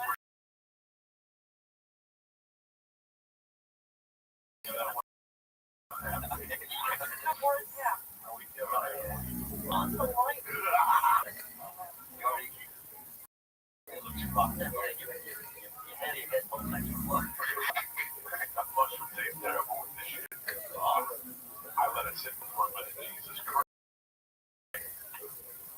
Was he some side this shit? So what's happening now? You never know what's happening. We might hit a mushroom. We might hit acid. Going at them. We might just be ourselves. You know what I'm saying? Might eat ass, bro. We might eat ass. Listen, all happen over Wednesday night. You don't even fucking plan to do it. I think what happened. I go to Hollywood one day, do artist thing. I'll be getting everything to do yesterday. We say, go back this one. So what's happening now? Yeah, so I get off the fucking 101 I had. First rushing 2 accidents. 2 accidents on the 101. Back to back. Like that. Like that. And those young motherfuckers right in front of me. Same lane. It was perfect. It just went bam. It's got nothing to do with Uncle Joey. I got shit to do with people. I gotta get back in the HOV. Language shit is always let them fight, let them gun.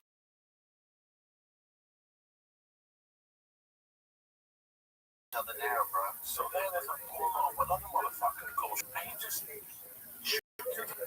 sidetracks the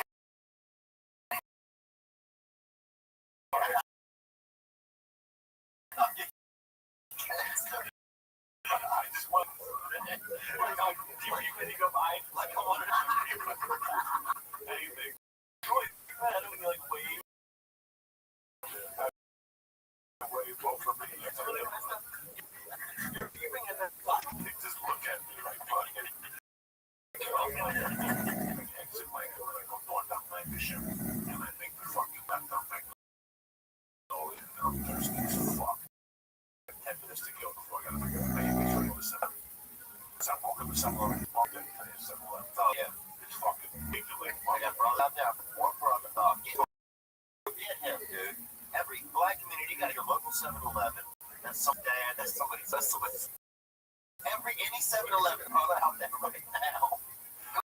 Get him and bring him home. There was 3 white dudes. Oh, that's the worst. I come out and the simple brothers is.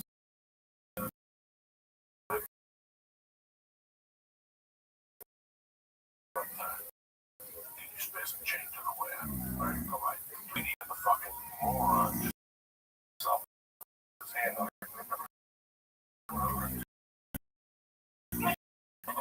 Saying, I go in, I get the you know what, man? I refuse those people on it because I saw that show where they stand on the floor.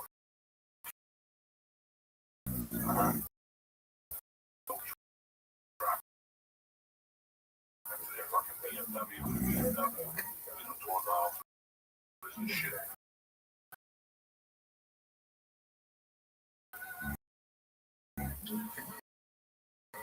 You know, and I fucking had a dollar bill. Oh, no, I did, but I had the one. Brother, I'm what? Every time we run the fuckers, I refuse to ask somebody, you know. But you know, something, yeah, but not to stand in front of the fucking place.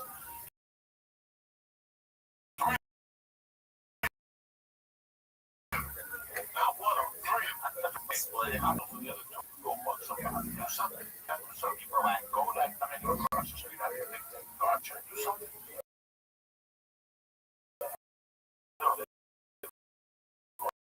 like, the guy was just half a thought, going, tree like, get the fuck caught it. Like, started saying, wait, the black dude got up and said, white motherfucker. I just saw two car accidents, and now I'm missing two go because wow. We tapped out. We didn't fight. Three white dudes, three little like 18-year-old white dudes. I guess one foolish dude had me up like an hour, and I'm a little loser. I caught him once. I told him, I can take you out.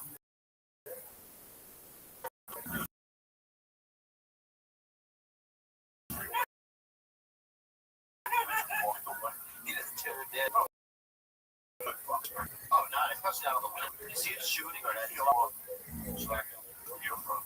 Oh, down. Oh, brother, take a bite out of a Vietnam. Took a huge bite out of it.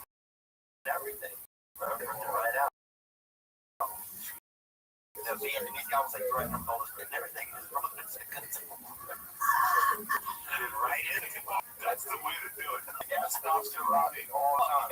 Because I don't care what type of karate you got, they got to fight. You know what I'm saying? Well, whatever motherfucker knows how to fight you.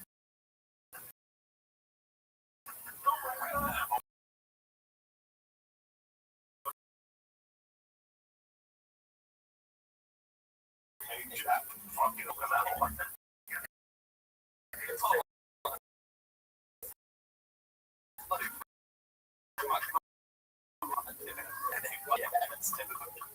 You were a little David, and then he talked to me.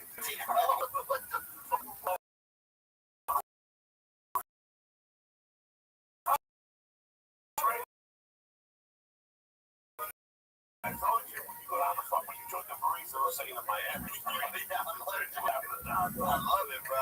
All Marines, they come with all shapes and sizes. Amen. Listen.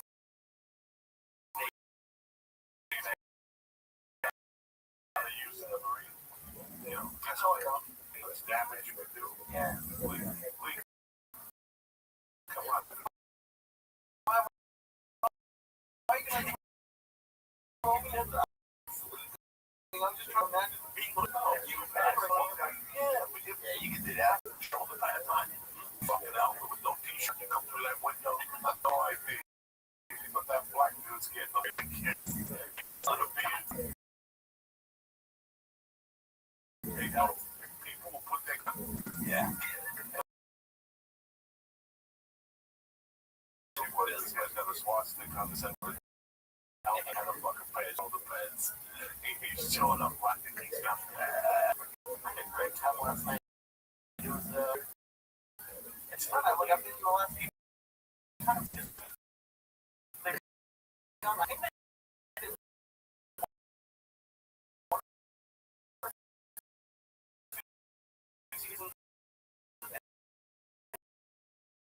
This is the third season of my TV. Yeah.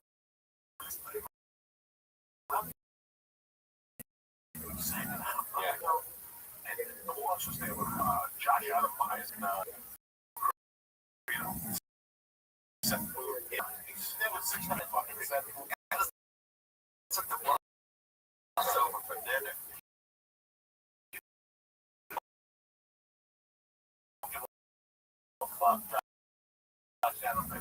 Comedy Central.